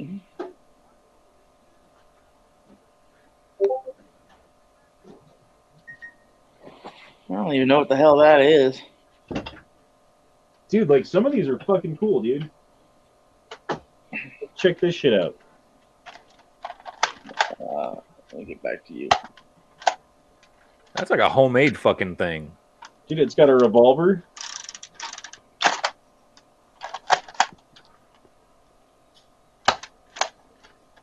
got a bipod on it. Like, the kids have kept it all together, you know? Like, most of the toys that I had when I was a kid, I fucking Honda. Yeah, someday that would probably be worth money, I would think. Or like this one. Look, he's got the extra mag in it already. So you take the mag out. How do you do it? Oh, man. Look at this, Matt. It's so cute. It's like miniaturized. That's fucking adorable. I love it. I want one. It's so pointless and stupid, but I want one.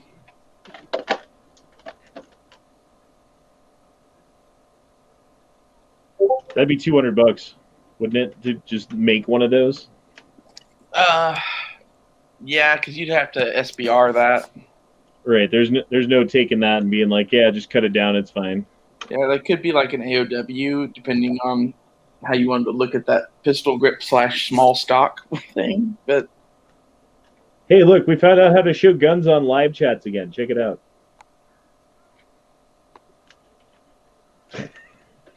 Matt, there's a Jawa blaster. Nice. Need that.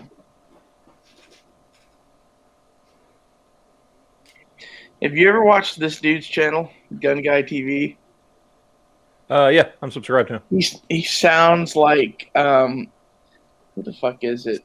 A cross between fucking the guys from fucking Gun Talk and what's his face, Masad Ayub. Like So I've actually talked to him on like personally, like on the phone. Cool? Yeah, he's a cool dude. He's a radio show host in California. That's why he has that voice. Yes. Okay. So yeah, he does a radio show wherever he lives in California, and yeah, he's a good dude. I like him. He's a good dude. He sounds like he's a radio host. That's funny. Jesus Christ, Savage! I'm fucking sorry. I did read that wrong. He said the only dogs I've ever seen without anything close to that are dingleberry or long-haired, versus half of my guys are as hairy as an ape. So he's saying the dudes that he's taking care of, not dogs. I was thinking dogs. And uncooperative when it comes to ripping those hairs out. Oh my god, dude. If I ever get to the point where I need, like, someone who's being paid to take care of my dingleberries... I have some advice for you, Savage. It's called Nair, and you can thank me later. I would just clean them off once, then laser their assholes. And then you never have to do it again. Well, that's the thing with the Nair. Instead of doing all that shit, now you're just rubbing a cream on them and waiting for them to scream in pain. Dude, look how complicated this thing is, right? Like, it's got, like, the slide on the top. That's how you cock it. But then, like, let's say you have a jam. What do? Oh, you just pull it back and lift your dust cover, and then you can see directly into the chamber and fix whatever's wrong with it. Fucking Nerf guns have come a long way, man. Dude, look at these. These are some fucking cuties. So that's like every British sniper rifle issued by their military for the last fucking 70 years or something like that. What's the top one called? I forget. That's the L96A1. I forget what the middle one is called, but it's a 308 Lee Enfield thing from like the 80s. Right.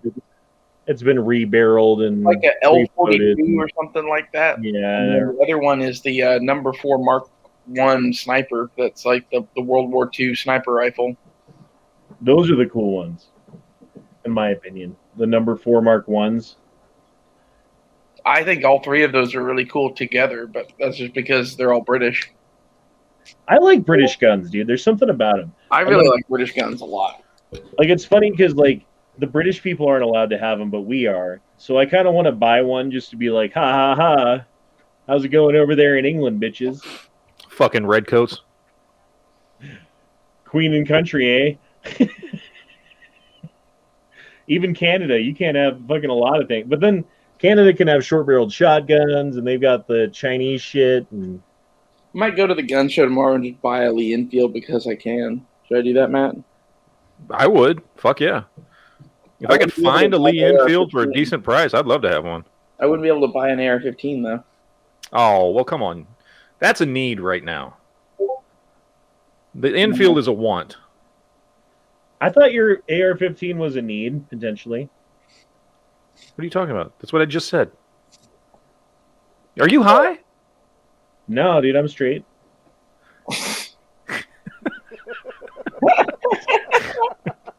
Are you holding, motherfucker? I think he might have shoved some crystal meth up his butt. Because that's how you do it, Matt. You just repeated back to me what I said. I thought you said it backwards of that. Sorry. The backwards of that? I thought you said it opposite. So, Dakota lost a dab pen in my car. Well, actually, we thought she lost it in the snow between my car and her grandparents' house. This was, a long time ago. A month or 2 ago. And, last night, while digging around the car, I found a dab pen. And she was like, oh, cool. When'd you lose that? And I'm like, well, this is yours, first off. She's like, no shit. She just took it and started vaping on it. She's like, thanks. I'm like,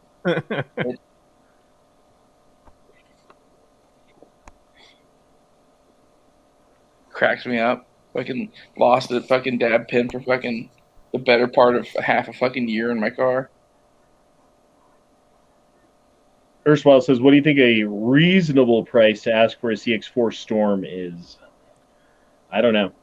Reasonable price? Yeah, I don't know. I mean, depending on condition. I mean, right now, everything's kind of fetching a little bit of a premium. Not, it's come down quite a bit from where it was 6 months ago. So your Glocks aren't worth $1,000 anymore. But a used Glock could easily sell for $600, $650 when normally it might sell for $450. So, the PX4s are, what are those new in the before times? About $450. Sometimes you can find one sell for $4. I saw a PX4 compact today for $4.25. $4.25. And I know for a while when they were doing the police trade-ins, you could get them for $300 to $350. Obviously, there is a little bit of a premium right now, but I mean, if I had one, I would probably maybe ask $550 and be happy with $450 to $500 if I got it. You know what I mean? I'd ask a little bit high because the PX4s aren't worth as much as Glocks are. Not because they're not as good; they're actually better, but it's just they don't hold the value the way Glocks do because Glock is a fucking Glock. But so if a used Glock can sell for $600, which it can right now, $650 sometimes, then I'd say ask for $500 to $550 and see what you can get for it. I'm looking on Gunbroker right now, and I see Beretta PX4 Storm, full size, 9mm. This one's California compliant, so it's got the 10 round mags or whatever. But I think that's the only difference, right? Yeah, $589, and that's the buy. For used, or is that new? Factory new. That's brand new. So brand new, yeah. And then also they're paying for the convenience as well. I mean, right. The convenience of not having to order online and pay shipping and all this stuff. And then I guess depending on what state you live in, maybe you don't, you can do a private transaction. There's no FFL fees or anything like that. So they're paying for the convenience of having the gun right then, right there, buying it in person. So sometimes people are willing to pay a little bit more for that. So it's I'm asking $50 less than a new one, but it's in good shape, and I'm not a dealer. And what? What the hell are you talking about? What do you mean? What am I talking about? Are you high too? Yes. Everybody's fucking high. Go smoke some peanut butter, Matt. Oh shit. Oh. Peanut butter's good for you, man. It is. It's good Peanut for butter saves the world. I actually had a peanut butter sandwich today. I ate twice. I ate two things today. I made some homemade sausage, egg, and cheese McMuffins, which when you homemade them, they're fucking way better than they are at McDonald's. So I made some of that homemade sausage, nice little eggs, cheese, bought some English muffins. Had one of those, and then before I got on the chat, I had a peanut butter and honey sandwich. Peanut butter and honey is a good sandwich. It is. It's delicious. It's delicious. It gives you a little kick of protein. It fills you up a little bit, but it gives you a little bit of the sweetness. I think with the honey and peanut butter are both like superfoods. So like, they are. Yeah. Putting them together is just like crazy good. Yeah. It's I'm delicious. trying to pull up your Discord picture, Tara, but I can't make it big enough to show everybody. He's had that problem a lot in life. Yeah. So, like Honda, if you get yourself a pair of reading glasses, it makes your dick look bigger. That way, it looks bigger than it feels. I prefer to just get like a girl with little tiny like girl hand, like a. That's why you like little chicks. Yeah, it is 100%. That explains a lot. It makes it look bigger, So you feel like a real man. She can't even wrap her hand around it. Like, yeah.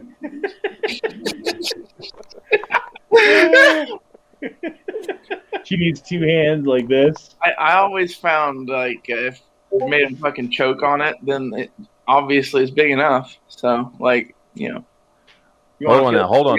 Just throat fuck them. Erstwhile dropped in another super chat and said CX4 Storm, not PX4 Storm, but because Honda's high, he read that wrong.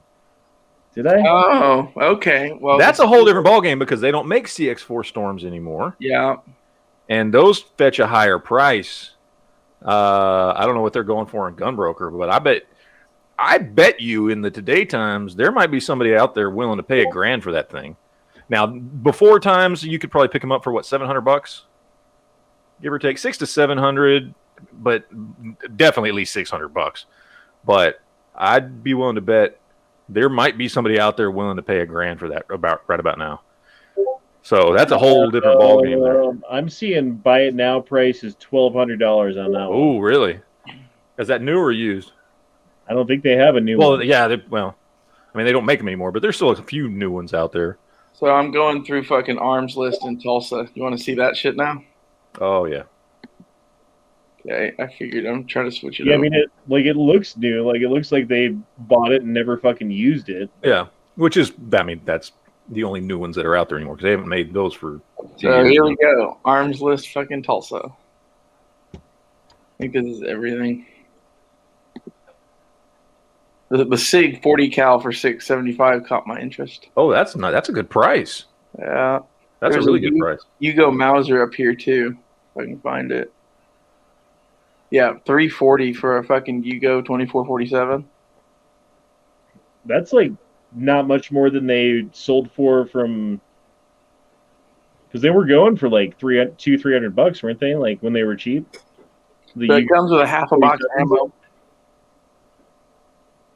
which is like nothing. I guess it's like 10 rounds, so you can load the gun twice. I can't remember what those were selling for on Classic back in the day. Right around that. Yeah, it wasn't much different than that price. I think that was all the interesting shit I saw on that whole page. So. Shit. M1 carbine. FNX 45. Oh my god, look at that 870. So Savage has a question. Do any of you have a gun that you want because a friend / family member had one growing up? For me, it's a Remington 760 7600 in some 30 caliber. So, yeah, my SKS and my 1911 are both because people had them when I was growing up. I really want a pump action 22 rifle because Taurus makes one. That was the first gun that I don't know what the brand was that I shot when I was a kid, honestly. But that's what it was a pump action 22. Well, a lot of people's first 22 they ever shot was like a pump action Winchester, like gallery gun kind of thing. Like that was a super, super popular gun for a long time. Forget what the model number is. Yeah, I was looking at the Rossi one that they make because it's not really, it's pretty cheap, really. I mean, comparatively to the actual original like Winchester one, you know, that was designed by fucking Browning or whatever. $750 for a Yugo SKS. Jesus Christ, that's way too fucking much. Like I paid $500 for that Russian. Like that's a good deal, but like that Yugo is not worth $700 fucking dollars. Well, a Yugo versus a Russian, there's a huge difference in price right there. Yeah. Or should be anyway. Oh my God, I'm looking at arms list just for all of Texas, and the prices are fucking retarded. Jesus. What'd you call me? Retarded. You fucking retarded. They're selling Canics for $450. Jesus Christ. What type of overpriced shit is this? Compact, $829. Look at that shit. Jesus. For a fucking CZ, like I don't know, like that looks a little bit like a PCR, maybe even. $500 Ruger Wrangler. Really? What the fuck? Are you kidding me? Yeah, no shit. I'm just going through arms lists. I just typed in Texas just to see what the fuck was out there. Oh my God. $500 for a Ruger Wrangler. Yes. I think I can buy one right now at Bud's for like $200 or $250 or something. Seriously, like if you pay that, like you deserve, like seriously, buyer. But see, here's the thing though. Some people, and that's one of the things. What am I echoing back at myself for? What the fuck was that? But anyway, the thing is though, some people are willing to pay for the convenience of not having to order online, not pay for shipping, not do a background check, none of that shit. And as long as they're not like fucking shady or a criminal, you know what I mean? I know a lot of people who fucking they don't want any of their guns on the books, and they're willing to pay for that because they're just like fuck the government, you know what I mean? And not in like a criminal way, but just like they don't want people to fucking, know what they have or potentially know what they have. That shit went out the window for me when I was like, I'm gonna do a YouTube video. It's like, well, yeah, I know. Well, same for me. I mean, there's no same for me. So I mean, I feel the same way. But like, hi, how's it going? I'm Honda. Everybody. Man, I figured I was always fucked anyway, so might as well make it public. Let's see. They're selling a Savage Axis for $500. Look at this fucking $1,300 AK. It's a fucking Wasser 10, one of those shitty plastic folding stocks. That is literally like one of the most crap-tastical AKs you could buy, and it's $1,350. Oh my God. I'm glad I bought an AK when it was $500. I'm glad I snagged my SKS when I did, because I think that thing's worth like $1,100 right now. Dude, and I remember when I bought it for $500, like a buddy of mine was like, "Oh, you're stupid for buying that for $500." I remember when they were like $350. Yeah. Like, okay. Well, guess what, motherfucker? Better than $1,500 or whatever they're going to be here in a minute. I keep going back and forth on that. That AR that I bought as like an investment, I keep going back and forth on whether or not I want to like try and sell it. Like, I mean, I bought it to, just in case it went up in value, which it has. I mean, I could sell that for $1,000 easy. Right now, down here as part of Texas, I could easily sell it for $1,000.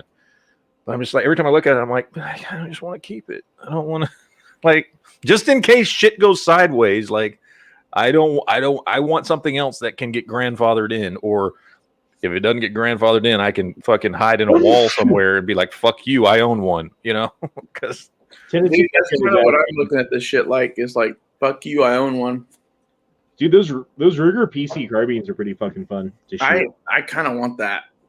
It's honestly a fun gun to shoot. It's a nice little thump, even though it's not like, oh my God, the recoil, but you shot, you know what I mean? Yeah. But they're fun guns and they tend to work. I don't want to have to buy magazines and a red dot for that, though. Yeah, and they're the Ruger proprietary magazines, I'm sure. No, they're Glock. Oh, are they? Okay, then never mind. It comes with two things, and you can either do a Ruger mag or a Glock mag, which they're really smart doing that. Tennessee Gun Guy says, used Mossberg 590A1 with bayonet lug for $415. Is it worth it? I think, honestly, $415 for a 590A1. 590A1, $415 now? Fuck yeah, it is. Yeah. Serious. That's an insanely low price. I mean, look, a 598 probably regular price is at least $400, and that's in I the was gonna before say, time. like, that's like a normal price for that, honestly. So yeah, that's a good deal. So yeah, do that. If that's a thing, you should do that. You should do that thing. Go, Go, the thing. I mean, go, Ooh, she looks like she's got little hands. I want one of these KS7s. I think those are so fucking cool, but not for $875.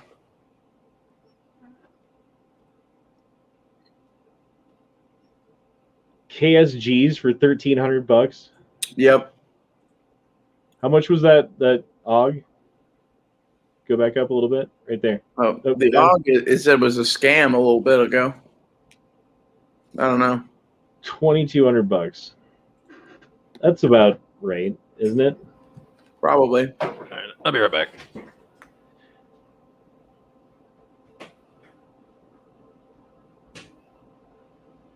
Man, I think I got too drunk. I might need to eat some food. I need some tack rice right now. I'm serious, dude. Tack rice might save me.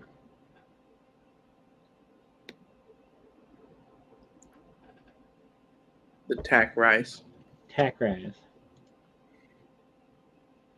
Captain Bestpart says, Discord gun porn, screw you, Google censorship. Here, let me screen share. Hold on, let me pull it up.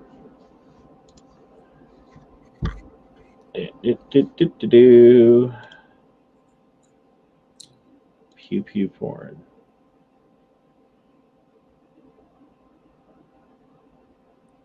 I guess we could go through some pew pew porn.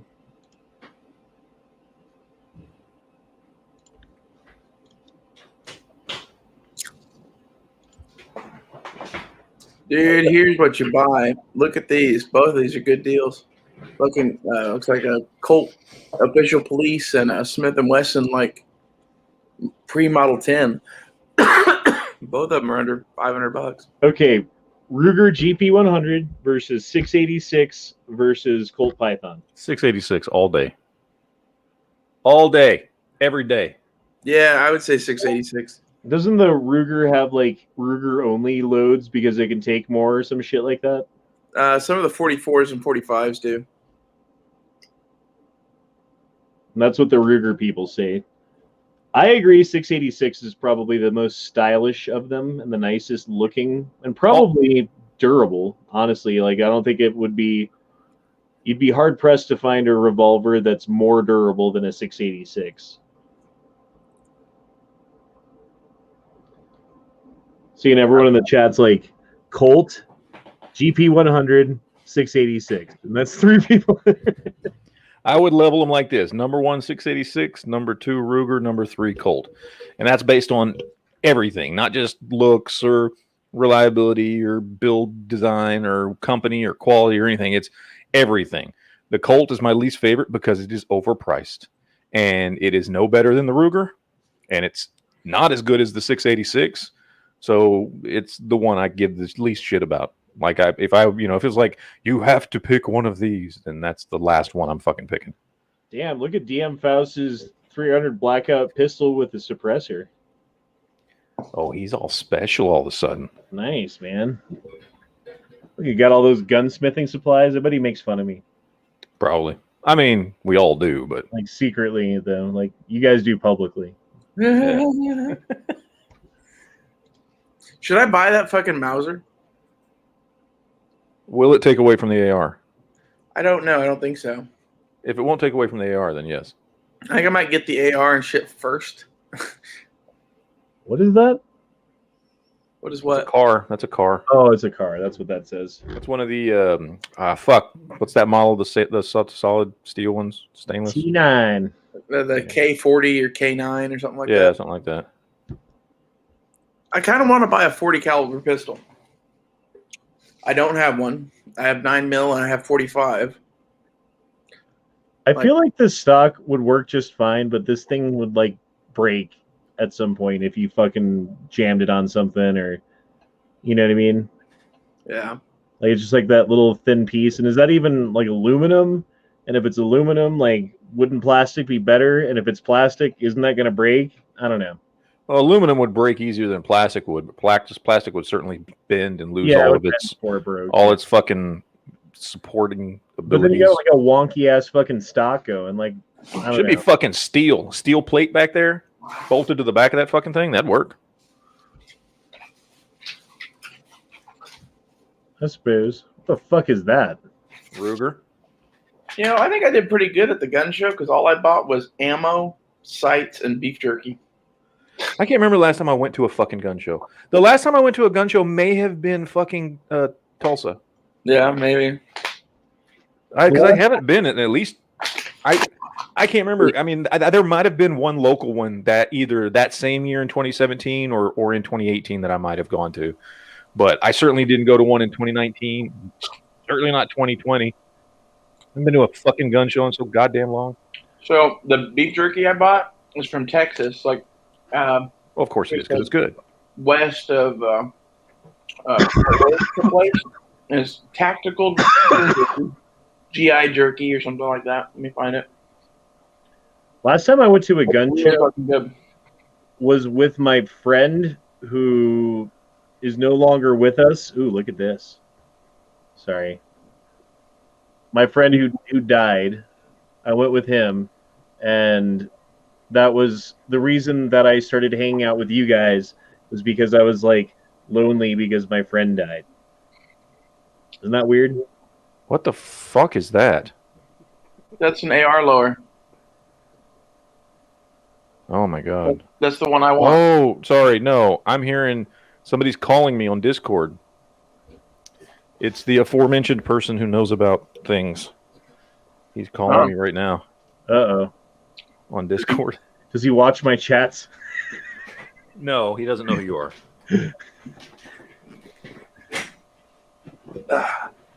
Dude, those Franklin Armory fucking 1022 triggers. Fucking, if I had 4 thumbs to give up, I would give 4, but I only have 2, so 2 thumbs up.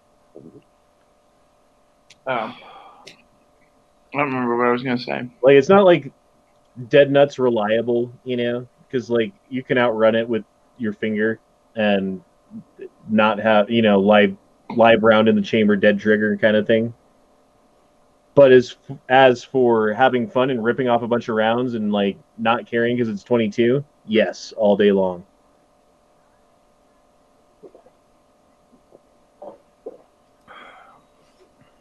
See, Savage has to say 686, I think. Or maybe I have to say 686 because of Savage. I'm not sure. Oh, he's saying that's the best one. Yeah. He's agreeing with us. Oh, and Tara sent me pics. Ooh! Oh. Ooh! Yeah, the website for that jerky is gijerky.us, and it's really fucking good. And it was only like $10 for a pretty big bag of it. Is that a number 1 Mark IV? Can't tell.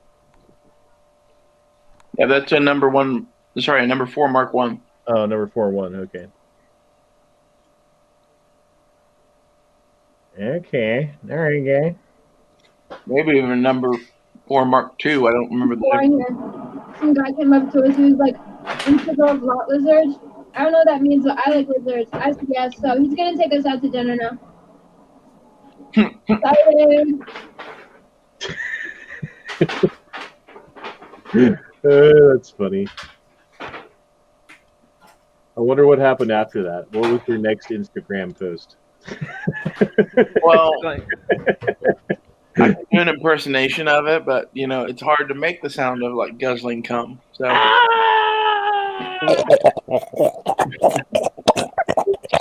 there you go, kind of like that. Yep. Funny how Matt's really good at that. I've heard it many times, dude. Many fucking times. Seems like you've been on both ends of that. Oh, if I had, I would not deny it. I ain't got no problem with it. You do you, man. Be as freaky as you want to be. I don't give a fuck. I've had a few fingers up my asshole before, so Jesus Christ. ain't nothing to be ashamed of. I might have raped someone's throat the other night while they were handcuffed. I'm not going to give away who it was, but you can partake.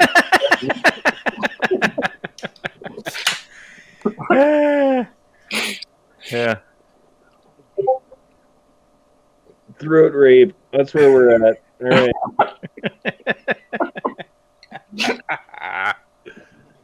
Oh, Jesus Christ. Dude, I gotta end it soon, man. I'm dying right. I'm turning into Duke here in a minute. Uh-oh. No, I just drank too much, I think, and I gotta eat some food is the problem.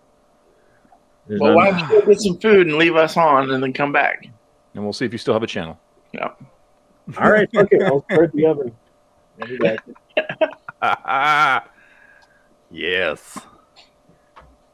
Yes. See, I got my freezer. Everyone take a shot.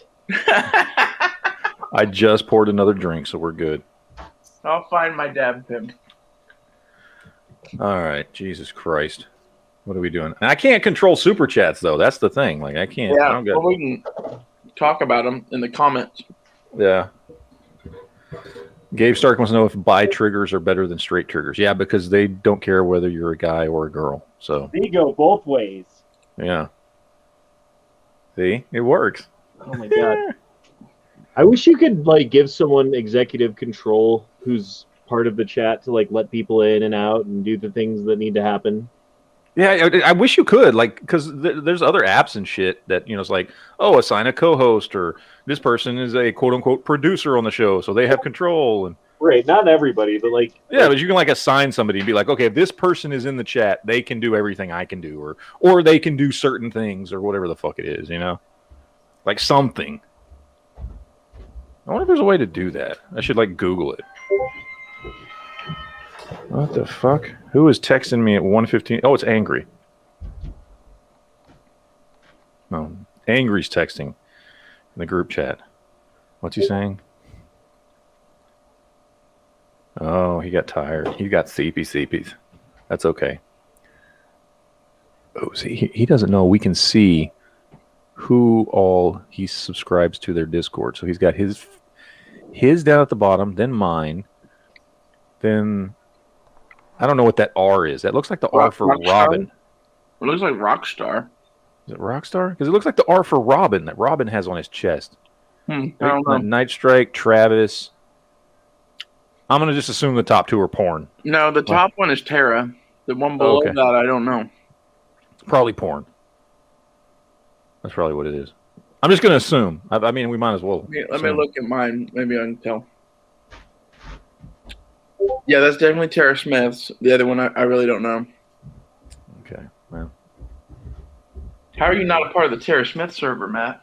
I think I am. I just didn't recognize the icon. Let me see. Am so I? You know those like cheap ass Totino's pizza? Yeah, I am. Those Totinos? If you just turn your oven on and put it in, does it work out? Yeah. All right, we're gonna find out. Dude, I love those cheap ass pizzas. Those fucking things are great. Yeah, I mean, honestly, I buy them like 10 at a time. Dude, I survived off those fucking things for like 2 years when I was like 18, 19. Dude, the kids love them. Like, if it's like, we're hungry and I don't have a plan right now, I can just pop one of those in the oven. Yeah. For what is good for now. You know, like, it's not like good forever, but it's a good tighter offer, you know? Yeah, those things are fucking great. I love them. They taste great. Now, if I'm really spicing it up, I go get some Red Baron because I usually keep both in the house. In my freezer. You know, the one like I told you to buy. Oh man, where's my vodka? Fuck me. Here we go. It's upside down. Shit. I'm glad the fucking cap was on. That would have been bad. It would have been. Here, I'm gonna turn my What'd you camera say to on. me? The fuck? I said, yeah, it would have been. Sorry. That's all I said. That's literally all I said is, yeah, it would have been bad. Dude, I got this roommate who gets all drunk sometimes and like gets all defensive. So you say something like, yeah, it would have been. But what the fuck did you say? And then you have to be like, no, like seriously, like that's not what I'm saying, man. Like sucks. Is he the one that lives upstairs? He's one of them, yeah. Is he the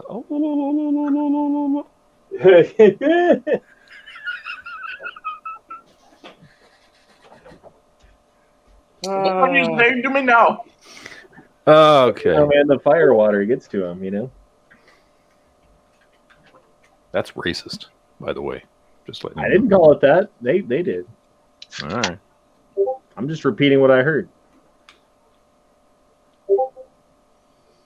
I like the fire water. It's good. I don't know. Again, I'm going back and forth on this shit. On what shit? This. Would you get rid of this? Yeah, dude, sell it. Make money.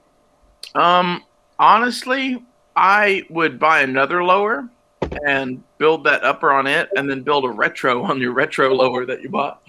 Yeah. I like the damn thing. I just Sell it. Fucking, I don't know. My intention was to get it at what? What you need to do is go full military arms channel, right? Like, Yeah, that's what I need to do. you start off with one. Next thing you know, you're buying 100 at a time, and like screw Yeah. the middleman. Man, I don't know, man. The thing is that like, in addition to all this shit, like I do, I mean, if I like having ARs, I just do. But I actually like this build. It's like a really cool, simple build, and it's nice.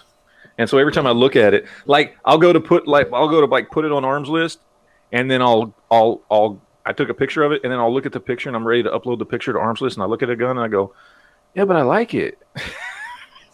And then I don't load it, then I don't post it. I've done I that don't before. Like in the process of doing the post, you decide that you like the gun too much to sell it. Yeah, exactly. I'm like looking at the pretty picture that I took on my bench with the background and everything. I'm like, but that's a cool looking gun, man. Like it's very me, which I like. I like it keeping it simple. I like the simpler rifles that don't have a lot going on with them. Dude, like when you like go to start typing it up and shit, and you like sell yourself on keeping the rifle, and you're like, yes, I am a good salesman. Exactly. I've done that too, actually. Fucking shit. I hate selling guns though too. That's my thing. Is like once I have a gun, as long as it works and I didn't fuck it up, like I still want it.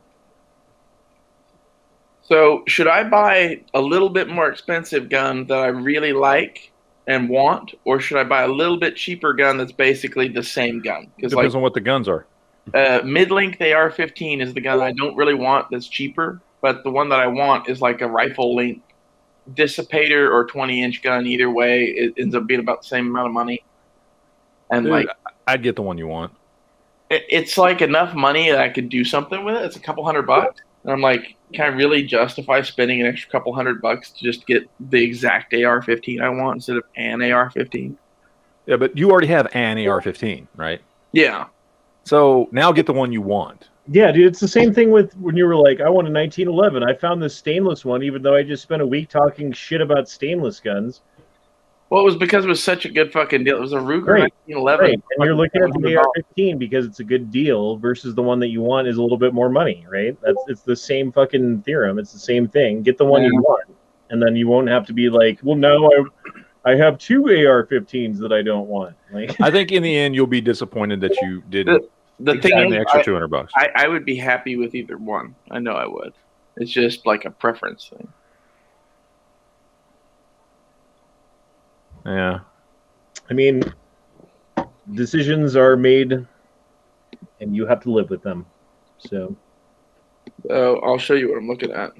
So I'm basically buying one from PSA for sure.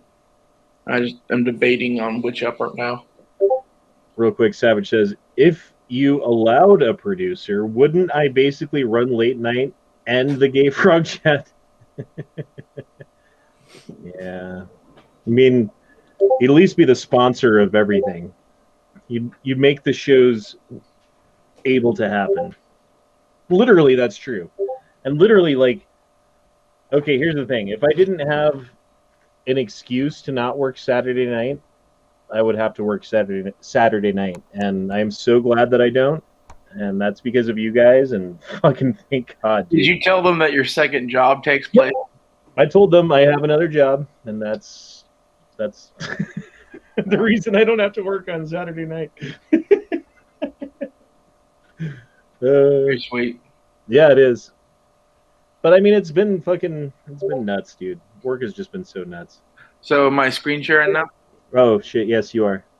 Okay, so like the three I'm looking at are like the two here on either side of this pistol upper, the dissipator or the 20-inch. I really like both of those, but then I keep looking at like the fucking mid lengths up here, wherever they went, that are like 419. Dude, mid-length, okay. dude. Mid-length, I'd say. Dude, but that fucking dissipator is only how much more than that? Yeah, but it doesn't come with a bolt or a charging handle, so it's really. Oh, okay, I got you.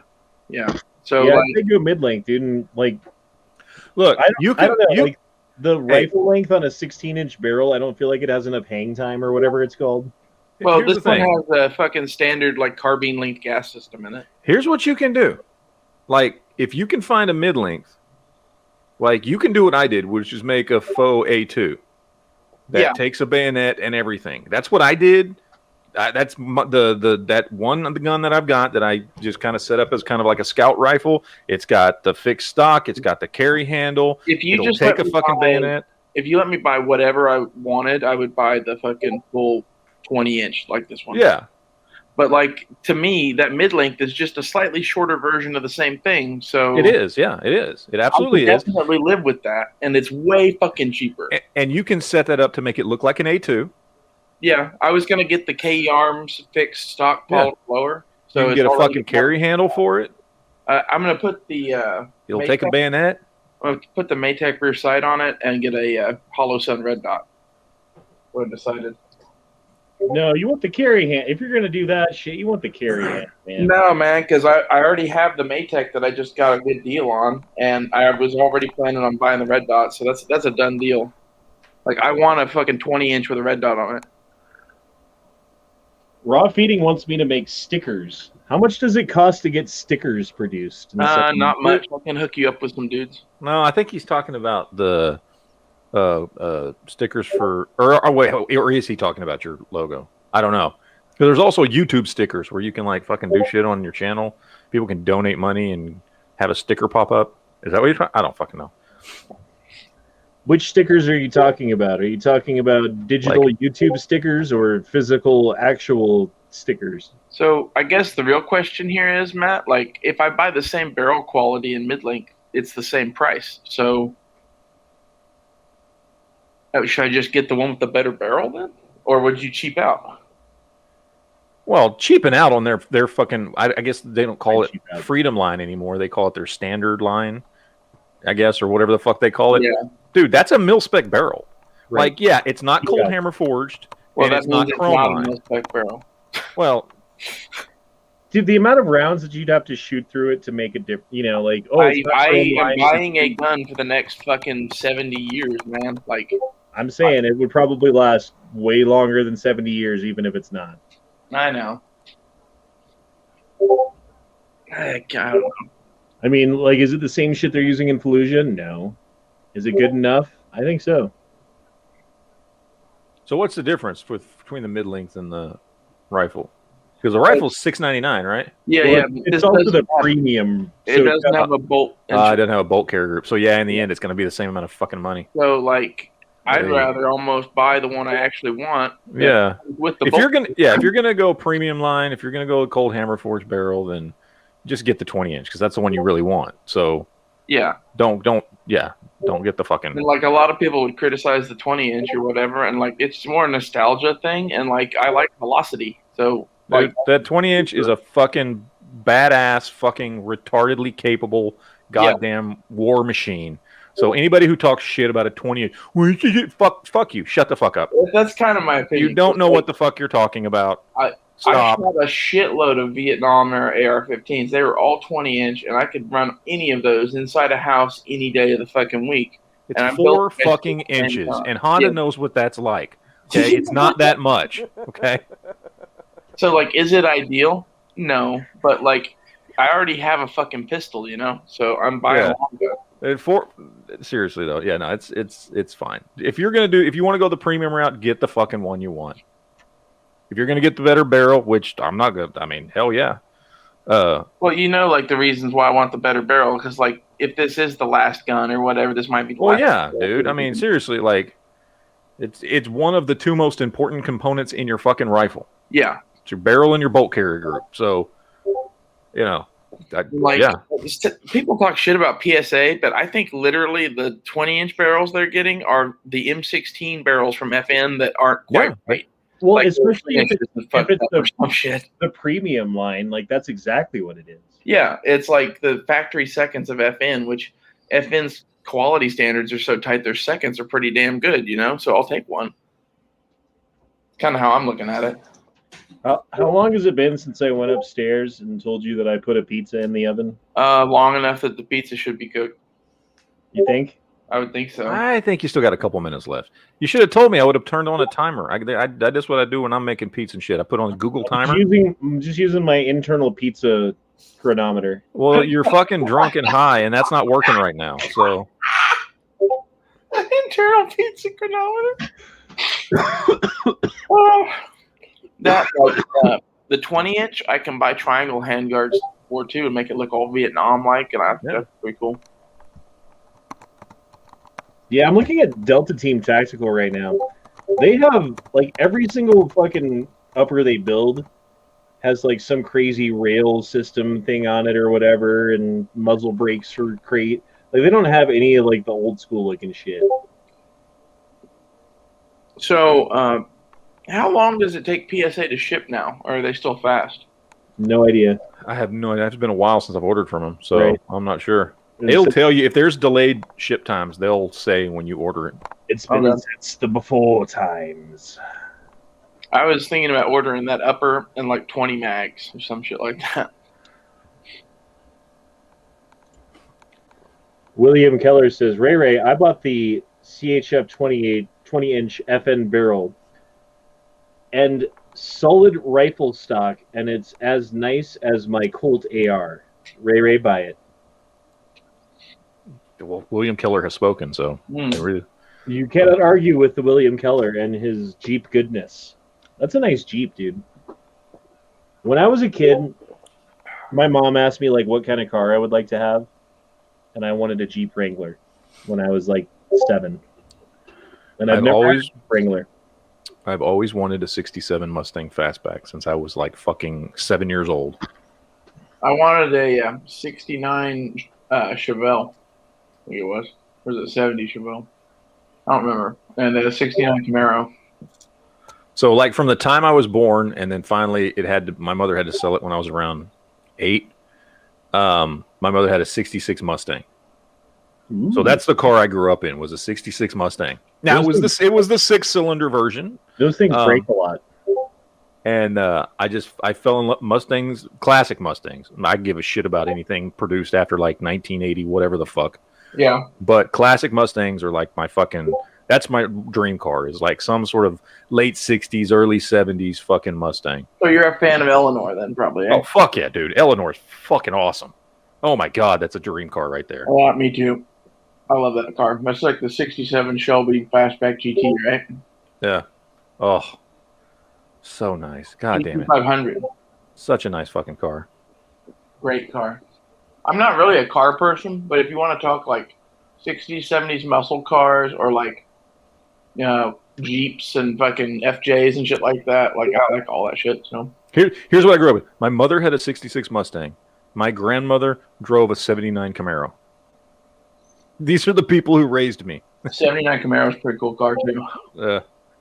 I always like the Firebirds, dude. Like, if I could have one of those old cars, it'd be a fucking Firebird T-top. Man, yeah, like the fucking you know how much Bandit money you could make if you just went back in time to 1969 and bought a bunch of fucking cars that were brand new at the time and put them in No shit, man. You know, I have a theory that time travel is real specifically because of what you're talking about. I believe truly that the reason that the federal government makes sure that every few years they completely destroy the money and create new bills is so that when people discover time travel is real, they can't go back in time and do that type of shit because you'd be turning in money with the wrong date on it. So you can't have old money because they don't want people messing with the time stream. So that's why you can't have old money. That's why eventually they circulate out. Dude, that's why the doc had like that folder of money in different time periods. That's exactly why right there. Well, like that, not to poke a hole in your theory, Cupcake, but like there's this shit called gold, and like you can just have nuggets that are untraceable and they're spendable in any century. That's true, but still. And it's why you just go back in time and buy fucking Bitcoin when it was like 50 cents. Yeah, and like you wouldn't have to do that very much with gold to like get to the point where you had enough money in the future to buy all the gold you could ever want to spend in the past. You know? Yeah, it's true. Logo stickers. Logo So, you want stickers. physical. You need an actual fucking logo first because that shit you've got's copywritten. And No, it's not, because I cut out the head of one thing and I put it on the head of another thing. I'm and telling I you, added a gun as to somebody the who has done the research, what that picture is copywritten, and that cannot legally be your logo. If you start printing stickers and shit, now chances are nobody's gonna give a fuck, and nobody's ever gonna see it. Dude, it's the Cookie Monster is the body. The head is cut off of an E-Hunt. Like, the things are so fucking discordant that no one's ever gonna fucking know. I know. I'm just saying, there's a reason why. There's a reason why when my channel started getting bigger, I changed my fucking logo. My logo used to be the tattoo on my leg, which is of a little fucking Ash from Army of Darkness. Dude, I always liked that you liked that shit because like that was always one of my favorite things growing up. Oh, I fucking between that and the gun thing. That's why I started watching your videos. Yeah, but when it came to like pick a logo, I'm like, I know exactly what I want. And then it started getting to the point to where, you know, G-Webs would start asking me, hey, I want to make some patches and stickers and blah, blah, blah, whatever else. And like, look, it's the Cookie Monster wearing a kimono, right? Or whatever you call that shit. And then this is just like an E-Honda face taken off of a cartoon looking E-Honda thing that someone came up with. And then an AK and a Glock. With a cookie. And with a cookie. Because I couldn't edit it out. All right. I'm really fucking high now. I need to change it, though, because it says 720, doesn't it? Yeah. Well, and also, if you're going to do a logo or stickers, don't put tiny little words on there. They don't print well. You would just take that off. Or replace it with larger lettering. Yeah. So that's why I changed my logo to just that stylized never enough ammo with the target for the O was because of all that shit. Done. Huh? I think your pizza's done. Yeah, we might be getting there, man. We might be getting there. You probably want to check your pizza. Don't tell me what to do. That thing is probably like a fucking like hockey puck by now. I'm gonna drink some more beer and think about what you just said.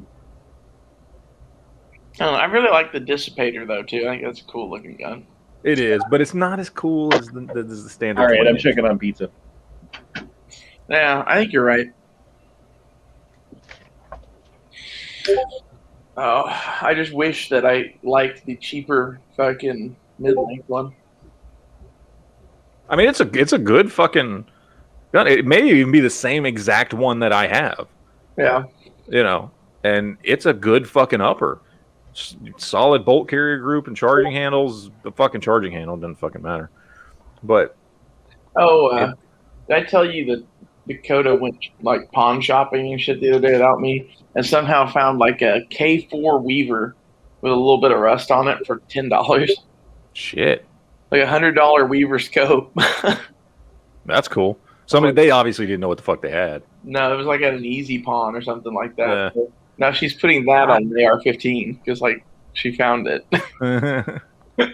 Dude, I so wish the pawn shops around here didn't fucking suck because they so do. They're so like they know what they have. Anything gun related, they fucking know what they have, and they bring people in. There's at least 4 of them down here that I know of, where the dudes who work at the store know me because they're gun guys, and they got hired specifically because they know how to wheel and deal with the gun shit. Yeah, like that's the reason they got fucking hired, because they know their shit and they know exactly what they have. I remember the good old days when people at pawn shops, they was just like, hey, whatever. So you know, I used to make a fuck ton of money in Springfield in college because like there was a whole bunch of pawn shops and they didn't know shit about guns, and I was in them enough buying guns and shit that like the owners got to where it was like, hey, why don't you come by and like just you look at what we bought for the week or whatever, and like we'll give you however much money to like do this, and like tell them like what was worth shit and what wasn't worth shit, because they would just buy shit at random. Like sometimes they'd have something like a fucking like Colt revolver from the 1800s. I'd be like, Hey man, this gun isn't worth shit. But I'll take it off your hand for a couple $100. Yeah, I'll buy this one off you for a couple $100. That kind of thing. Yeah. But yeah, just they would pay me to price some of their shit. God damn it! I had a tactical Kool-Aid patch. I don't know where it went. Like it wasn't very much money, but it was like, every few weeks or so, like $100, a couple $100. Yep.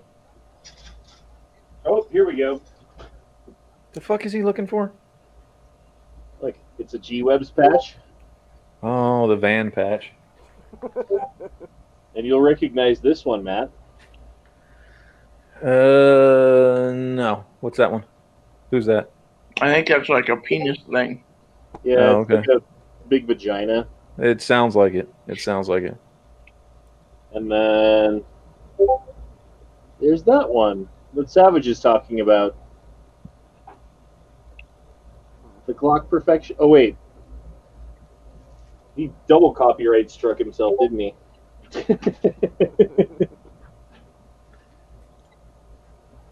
The things are unrelated. No one will care. Remember Yankees tactical Kool-Aid patch. Savage remembers. Remember berries.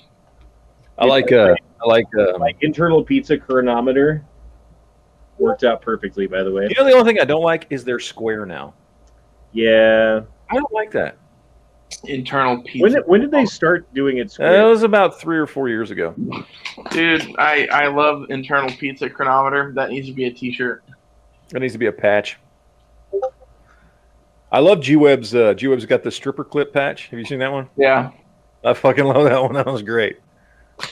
For What those is that don't know, it's stripper clip. So it's a patch of a paper clip with a stripper pole dancing on the paper clip. So I had an idea for a patch, and it was like the mud flap chick or whatever, like the hot leaning thing. I wanted to make one of those, but make it obviously pregnant and put mom's demand action below it. Webs didn't want to make that one. Oh, I found the stripper clip. Check it out. He laughed, but he was like, "No." Your camera's not on, so I don't know if you know this, but No, yeah, there we go. Eat pizza. Yeah, there you go. Yep, the stripper clips, they're great.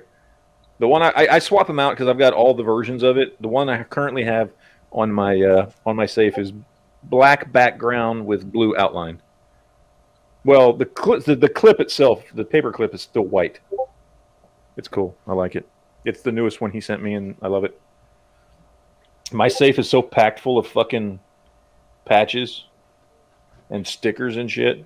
Yeah. I'm like, dude, that's one thing I've been thinking about is moving into this place. I have to take one trip with a gun safe and 5-6 trips with guns. Well, because you drive a fucking RAV4, dude. Rent a U-Haul and take it all over at once, man. Rent a U-Haul for $20 a day. I'm saying up and down the elevator. Well, up and down the elevator is going to be a pain in the ass. Yes. Right.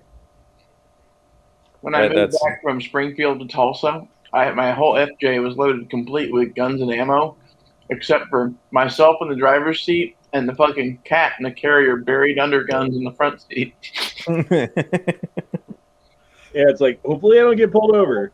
We'll be cool, I guess. If a police officer pulled me over, I would have been like, "Oh, you can just handcuff me now. There's no explaining having 400 guns and a cat and an FJ." I mean, you could just say I'm moving, right? Because that's the actual explanation. I've got a nice pussy. You want to see it?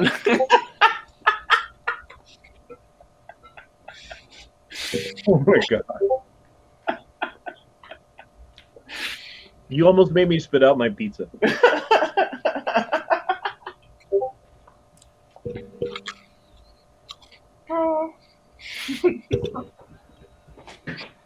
Seriously, the cat carrier was buried in handgun boxes. That was one of those, you might have a problem with buying guns. Okay, that's another question. What should I do with all the gun boxes? Because there's some of them that are actual, it's like a gun case or whatever. Yeah. I'm not gonna keep those. Those. Here's what I do. I'll just tell you what I do. Because I had a real problem keeping gun boxes until it got to the point where it was my wife was like, you have to get rid of some of these. So I went through and I got rid of most of the rifle boxes because most of the rifle boxes are just fucking blank cardboard bullshit that have nothing on them. I keep most of the pistol cases because those are usually hard cases. There's a few that aren't, and out of the few that aren't, if they're still a nice enough box, or if it's like sort of some of my Milsurp stuff that I actually have the box for, like my fucking Makarov or whatever, right? Like I'll keep the box for that. Like I have the box still for the Star Model BM because it's a surplus and whatever else. But yeah, the rifle boxes are probably the first thing to go because most rifles do not come in a nice box. They come in a shitty box. Rifles, shotguns, any sort of long guns come in a shitty fucking box that don't add any value to the gun during resale. For pistols, it's a little bit different. Most pistol boxes actually do kind of add a little bit of value for the resale. If it actually has the box. Yeah. Yeah, okay. So just in case you ever have something that you want to sell, you know what I mean? And plus, most of the pistol boxes are nice boxes because usually most pistols come in like a hard case. So, I would keep them. And like, plus I've got I've got my Glock Gen 2 box, which, is where, the 1s and 2s are where they got the term Tupperware gun, was because those boxes that they fucking came in looked like some fucking black Tupperware. Yeah, fucking ridiculous. It was really cool, actually, but people made fun of it. Yeah, looking back at it, I love that fucking. That's my favorite fucking gun case that I have. Me too. But it was just funny when they first started popping out. I just think it's stupid that they changed it from that. It's like the case. It was cool and it was unique. Yep. And it literally was like Tupperware. It was a bottom and you snapped the top on. There was no hinge or anything. Yeah. You popped the top on. So that motherfucker, I'm not ever getting rid of that son of a bitch. So I was surprised that when I bought the gun, it had that with it. You know what I mean? Like, holy shit. Raw Feeding says, is anyone else on the panel obsessed with EDC stuff? Do you carry on body? I carry a light, pew, 2 knives, lighter, hanky, and wallet at minimum. What do you guys carry? I'm not that gay, but yeah, I do carry some stuff. I use my vehicle to hold a lot. Like I don't carry a flashlight or a knife. That shit's in my vehicle. Unless I know I'm going somewhere where it's like I need to carry my knife on me because I know I'm going to have to open packages or boxes or some shit. But basically it's keys, gun, wallet, phone. Like it's those 4 things. Yep. Those plus vaporizer. Because if I don't have my nicotine on me, I'm going to be upset. So that's got to be on me. But yeah. Keys, phone, wallet, vape, gun. I keep some stuff in like my pants pockets, like a phone, keys, maybe a wallet or something like that. Most of it's like in my purse. And then I have my gun on me, and then because you're smart. You know how many people I have fucking told don't carry your gun in your fucking purse? Well, I have my like gun in like a holster that's like made for my bra and shit, and it's like super fucking hidden. Like no one. That's what I'm saying. Like because the first thing somebody's gonna grab is your goddamn purse, and now they have your gun. Yeah. And people still want to like. It took me years to get my wife out of that. You know what I mean? To be like, no, you need to carry at your waist, fucking, in a hole. Like, no, don't carry in your purse. And finally, she started doing it. Like I don't know, 4 or 5 years ago or whatever it was. And it is more difficult to carry on your waist as a chick, by the way. It is. I know. And sometimes she just carries her little the fucking little Kel-Tec P32, right? And that son of a bitch, because of the holster that it's in, little fucking clip, like she just puts it in her back pocket. And it just looks like there's a phone or something in her back pocket. You know what I mean? Like it doesn't look like anything. So, because apparently for chicks' pants, front pockets are basically just for show because they don't actually hold anything. They don't hold shit, man. So you have to use the back pocket for everything. I have a whole bunch of pants that basically it looks like there's a pocket, but there is no pocket. And it's like you go to stick your hand in and you make it to the second knuckle. I hate clothes like that look like that. Like I've got like a suit coat or whatever you call it, like suit jacket. But they make your ass look fantastic, Honda. And it's got it's got like the front pocket. It's got the side pocket. Sorry, like you can put something in, and there's nothing there. It's just a fold. Yeah. Bullshit. It's bullshit, man. I really like my fucking no pocket pants because they make my ass look fucking hot. Well, and sometimes that's the priority, right? Exactly. So there you go. Look, we went to a thrift store the other day, and Dakota kind of found some stuff she liked. And one of the pairs of pants she bought made her ass look like a fucking $1 million. Like, not that it wasn't like good to start with or whatever, but like those fucking pants, man. Pizza saved me. I still need some tack rice, I think.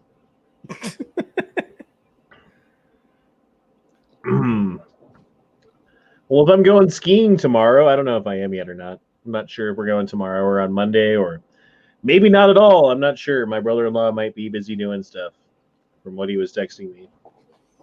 He was sexting you? Yeah, your brother-in-law was whatever sexting you? Did. That's crazy. That's a story I need to hear. I wouldn't want to get sex from my brother-in-law. No, it was not a sext. A text. Oh, so he raped you? It was phone rape. Fuck you guys, dude.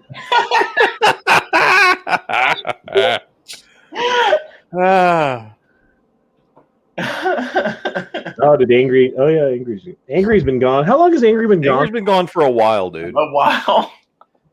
I haven't even noticed. He doesn't ever talk anyway. Well, I think he was pulling a Duke there for the last hour he was in here because he wasn't saying shit. Yep. Like, usually Angry's kind of quiet, but he's not that quiet. Yep. It's true. He does occasionally say something at least. Usually, Angry's one of those people that I love in a conversation because he just hides at the back and then jumps out, says one thing that's fucking hilarious, and then goes back into the shadows. Or his other skill is fucking trivia. Yeah. Jesus Christ. He and I could fucking go for days on that shit. Oh. Dude, your fucking trivia skill on certain things is amazing.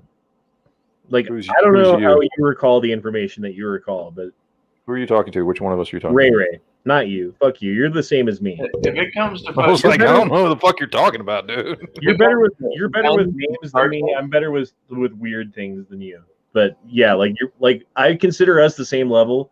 Ray is fucking don't even compete because it's not gonna happen. Unless we're talking about comic book shit, and then there's nobody in the chat. If we're talking comic book shit and stuff, then yeah, you win. If we're talking conspiracy stuff and shit, then yeah, I win. You know what I mean? If we're talking guns, then it's Ray definitely. But Angry comes close when it comes to guns. Yeah, he's real fucking close. And I go toe to toe in Star Trek and guns, if I remember right, or just sci-fi and guns. We did those trivia night things or whatever. And if you and I were both there, it was just a competition between the two of us. We should do that again. We haven't done that one in a while. We need to have a trivia night, dude. We need to have a trivia contest night. I agree. I totally agree. You need to come up with I don't know, 20 or 50 questions or something like that, somewhere in there. Yeah. Matthias says, who knows more Star Trek? So in this group, it's me and Ray by far. Yeah, I don't know which one of us. That's never been tested. So. I know. We'd have to really try that out to see. If it's DS9 related, I'll lose. But outside of DS9, we may be pretty well on par. I don't know that much about Voyager, but I have watched most of it. So yeah. But I'm kind of where you are with DS9 is where I am with Voyager. Yeah, we may be a wash. All of Voyager. I've watched all of DS9, all of TNG. Original Star Trek, not my fucking bag, dude. Or Star Trek Enterprise. No, I didn't like that show. What about the movies? I've seen the movies and TOS and Enterprise so many fucking times it's not even funny. So the movies, I mean, all of the movies that are Next Generation, yes, but all of I never cared about fucking Kirk growing up. You know what I mean? We got whales, Captain. Computer, hello, computer. Hello, computer. We just changed the timeline. How do we? He couldn't have transparent aluminum and. How do you know he didn't invent it? How do you know you didn't invent it? Dude, they have transparent aluminum now. Yeah, that's a funny thing. There's a bunch of shit in Star Trek that is has come true pretty much. The fucking doors and the fucking communicator fucking like tricorder shit, but the iPhone is pretty fucking close. Kidney dialysis? What is this, fucking savages? Here, take this and call me in the morning, honey. I love Star Trek 2, 3, and 4. I even love 1 also, but like it's an acquired thing, and it's like 1 is it's a bad movie, but like if you watch it through the point of view of like, man, like things that were to come or whatever, and like how fucking like the split from like Next Generation to the movie like fucked around or whatever, and you can tell watching like season 1 of Next Generation and episode in the first Star Trek movie, it's like those are supposed to be the same thing. Like you can tell which roles were which and whatever. You know? Yeah. 1 and 5 I think are just bad movies. I agree. 3 I think is not a great movie, but because it is basically not as good as the other 2. No, it is basically you have to watch it to get from 2 to 4. Yep. Like the things you need for in that movie. Christopher Lloyd did a great job in that movie. Oh, he did. Yeah. He did. And then 6 is fucking great. 6 is great. Which one was the one where Spock died and then like 2. they brought him back? That was 2? That's 3. He dies in 2 and comes back in 3. Okay. Spoiler alert. Ooh. Dude, I swear to God, I still at the end of fucking 2, when they're doing Amazing Grace and shooting him out the tube, I fucking tear up every goddamn time. I cry every time, man. Every fucking time. I loved it in Ready Player One that he had Spock's coffin. Yes. Yep. Did you cry when Leonard Nimoy died? No, I didn't. Surprisingly enough. So you cry when his character dies in a fucking fictional show. When the actual band dies, you're like, yeah, fuck off. Dude had he was like fucking 93 years old with COPD and shit. Like it was expected. Yeah. I never liked emo Spock from Discovery. Yeah.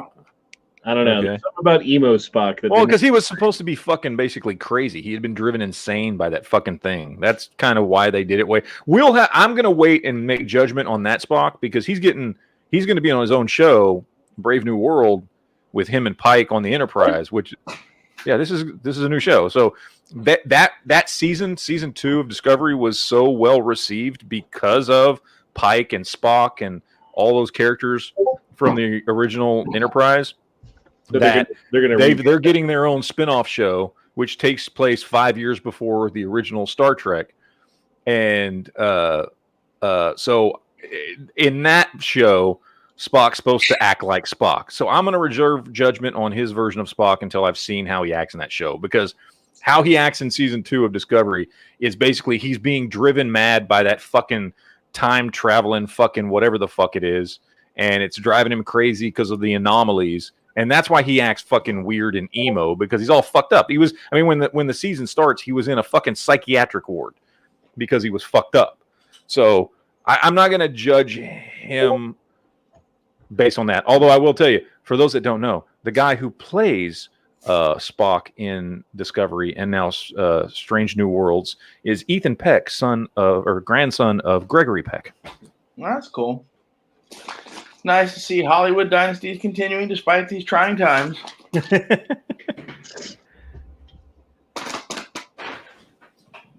You know how you know you're meant to be with someone, Matt? No. When they like or /love the flavor of Starburst that you hate the most. I mean, that works. That works. Yeah. It's not something you would think of, but it works fucking perfectly. It's like I busted open the package, and these are the ones I don't want, and you fucking love them, then it's meant to be. Exactly. Which ones are the ones you don't like? The yellow ones. I fucking hate the yellow ones. I love the pink are my favorite. Me too. I love the pink. Damn it. Pink is fucking, I don't know what flavor that's supposed to fucking be. Strawberry chemical. Orange has always been my favorite, dude.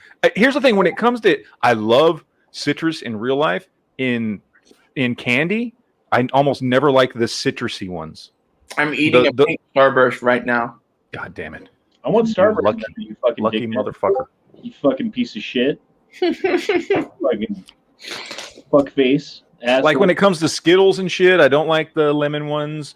They taste like soap to me. I don't like the orange ones, but fucking purple, red, shit like that, fucking the bomb. Lime, so I love like lime flavored anything. So lime Skittles are good, the green ones, but the yellow ones they're not good. They should replace that flavor. Yellow tastes like soap. I wish you could just get a whole fucking like the bar of orange ones. Like they need to sell that, and I would buy it, and I know other people would too. Pink or red? I like the red ones. Pink ones are not my favorite though.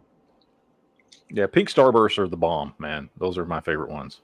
I like the pink, the orange, and the red pretty much equally, with the pink being the best of the three, in my opinion. And then the yellow, I just don't like at all. Like, there's always a bag of yellow ones left at the end. Yeah. Like, I'll eat the yellow ones. The yellow ones don't taste like soup to me. I'm going to say something. Fuck those yellow bastards. That will be misconstrued at all in years to come. All right. Well, we've been doing this for 4 hours now. Did you know that?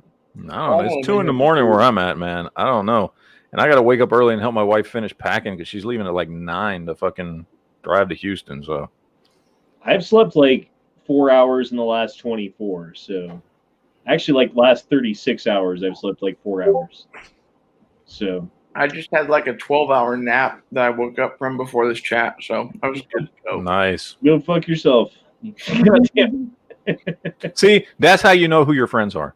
You tell us you got good sleep. I was like, nice. And he says, go fuck yourself. Oh, yeah. I think that's more of a individuality thing than a friendship thing. But no, I think it just means that you are more upset about not getting enough sleep than I am.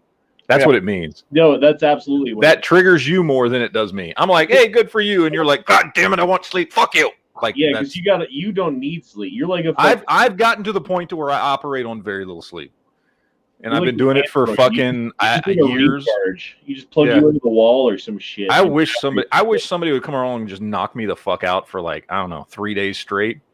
That'd be fucking great. But I just can't sleep. I'll see you tomorrow, Matt. I got this new thing for you. It's called Xanax and like alcohol. Nice. You'll love it. Oh, fuck. Yeah, you need some of that sleep fucking hormone shit. What's it called? Melatonin? Melatonin, yes. Yeah. We have that in the house. My wife, we've got, they make kids melatonin, like gummies. And like when, like this week especially, she did it this weekend. Because my daughters were on spring break all last week, so they stayed up to like God knows when every day and slept in together. So yeah, last night and tonight, and she's gonna do it again tomorrow. She'll give them like a little melatonin gummy to make them sleepy, so they'll get back on schedule for school starting on Monday. That's actually really smart. Yeah. So now, when you have to feed your kid like 40 of them to get them to go to sleep, that might be a problem. That might be a problem. Now, but my kids, it's like my youngest takes half of one. And my 12-year-old takes one gummy. Why be a good parent when you could just drug your children? Exactly. Hey, man, I've known people that give their fucking kids Benadryl to get them to go to sleep at night. Jesus, that's bad. No shit. I'm like, okay, that's not what that's intended for. Like, we're gonna give you some night medicine, okay? I mean, even like Tylenol PM. Like, yes, that's what it's made for, but you're not supposed to take it every fucking night. No, you're not. And even when if you ever take Tylenol PM, when I take it, I feel like shit the next day. It's like, yes, I slept all night, but I don't feel like I did. You know? Yeah, you're all fucking groggy and shit. Yeah, exactly. Can't do anything. You're like all fucked up. It's like I might as well have just gotten fucking drunk last night. I might as well have just not slept because I feel about the same, and then I wouldn't have to take drugs. It would have cost less.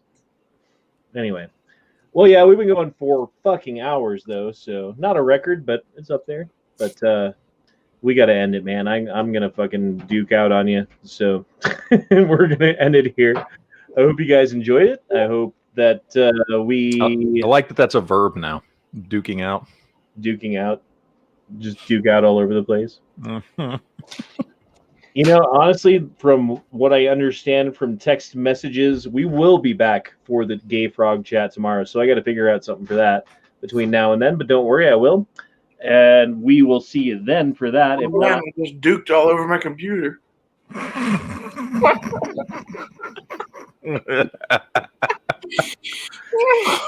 God damn it! Now I want a Tostino's pizza.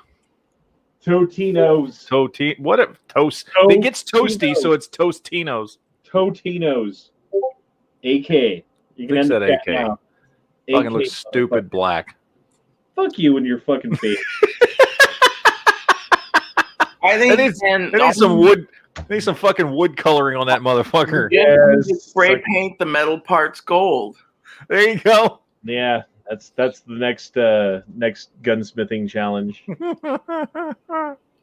Anyway, guys, thanks for showing up. We'll see you. Have a good night. Carol Baskin is a bitch. All the other things. Fucking military arms channel and fucking Hank Strange can suck each other's dicks and They have. They have. I'm pretty sure they fucking have. yeah, that's a thing. So You look like you're about to fall out of your chair, dude. I'm fucking falling asleep, dude. It's not. No, he falls asleep before he clicks the button. I'm clicking the button. Good night, guys.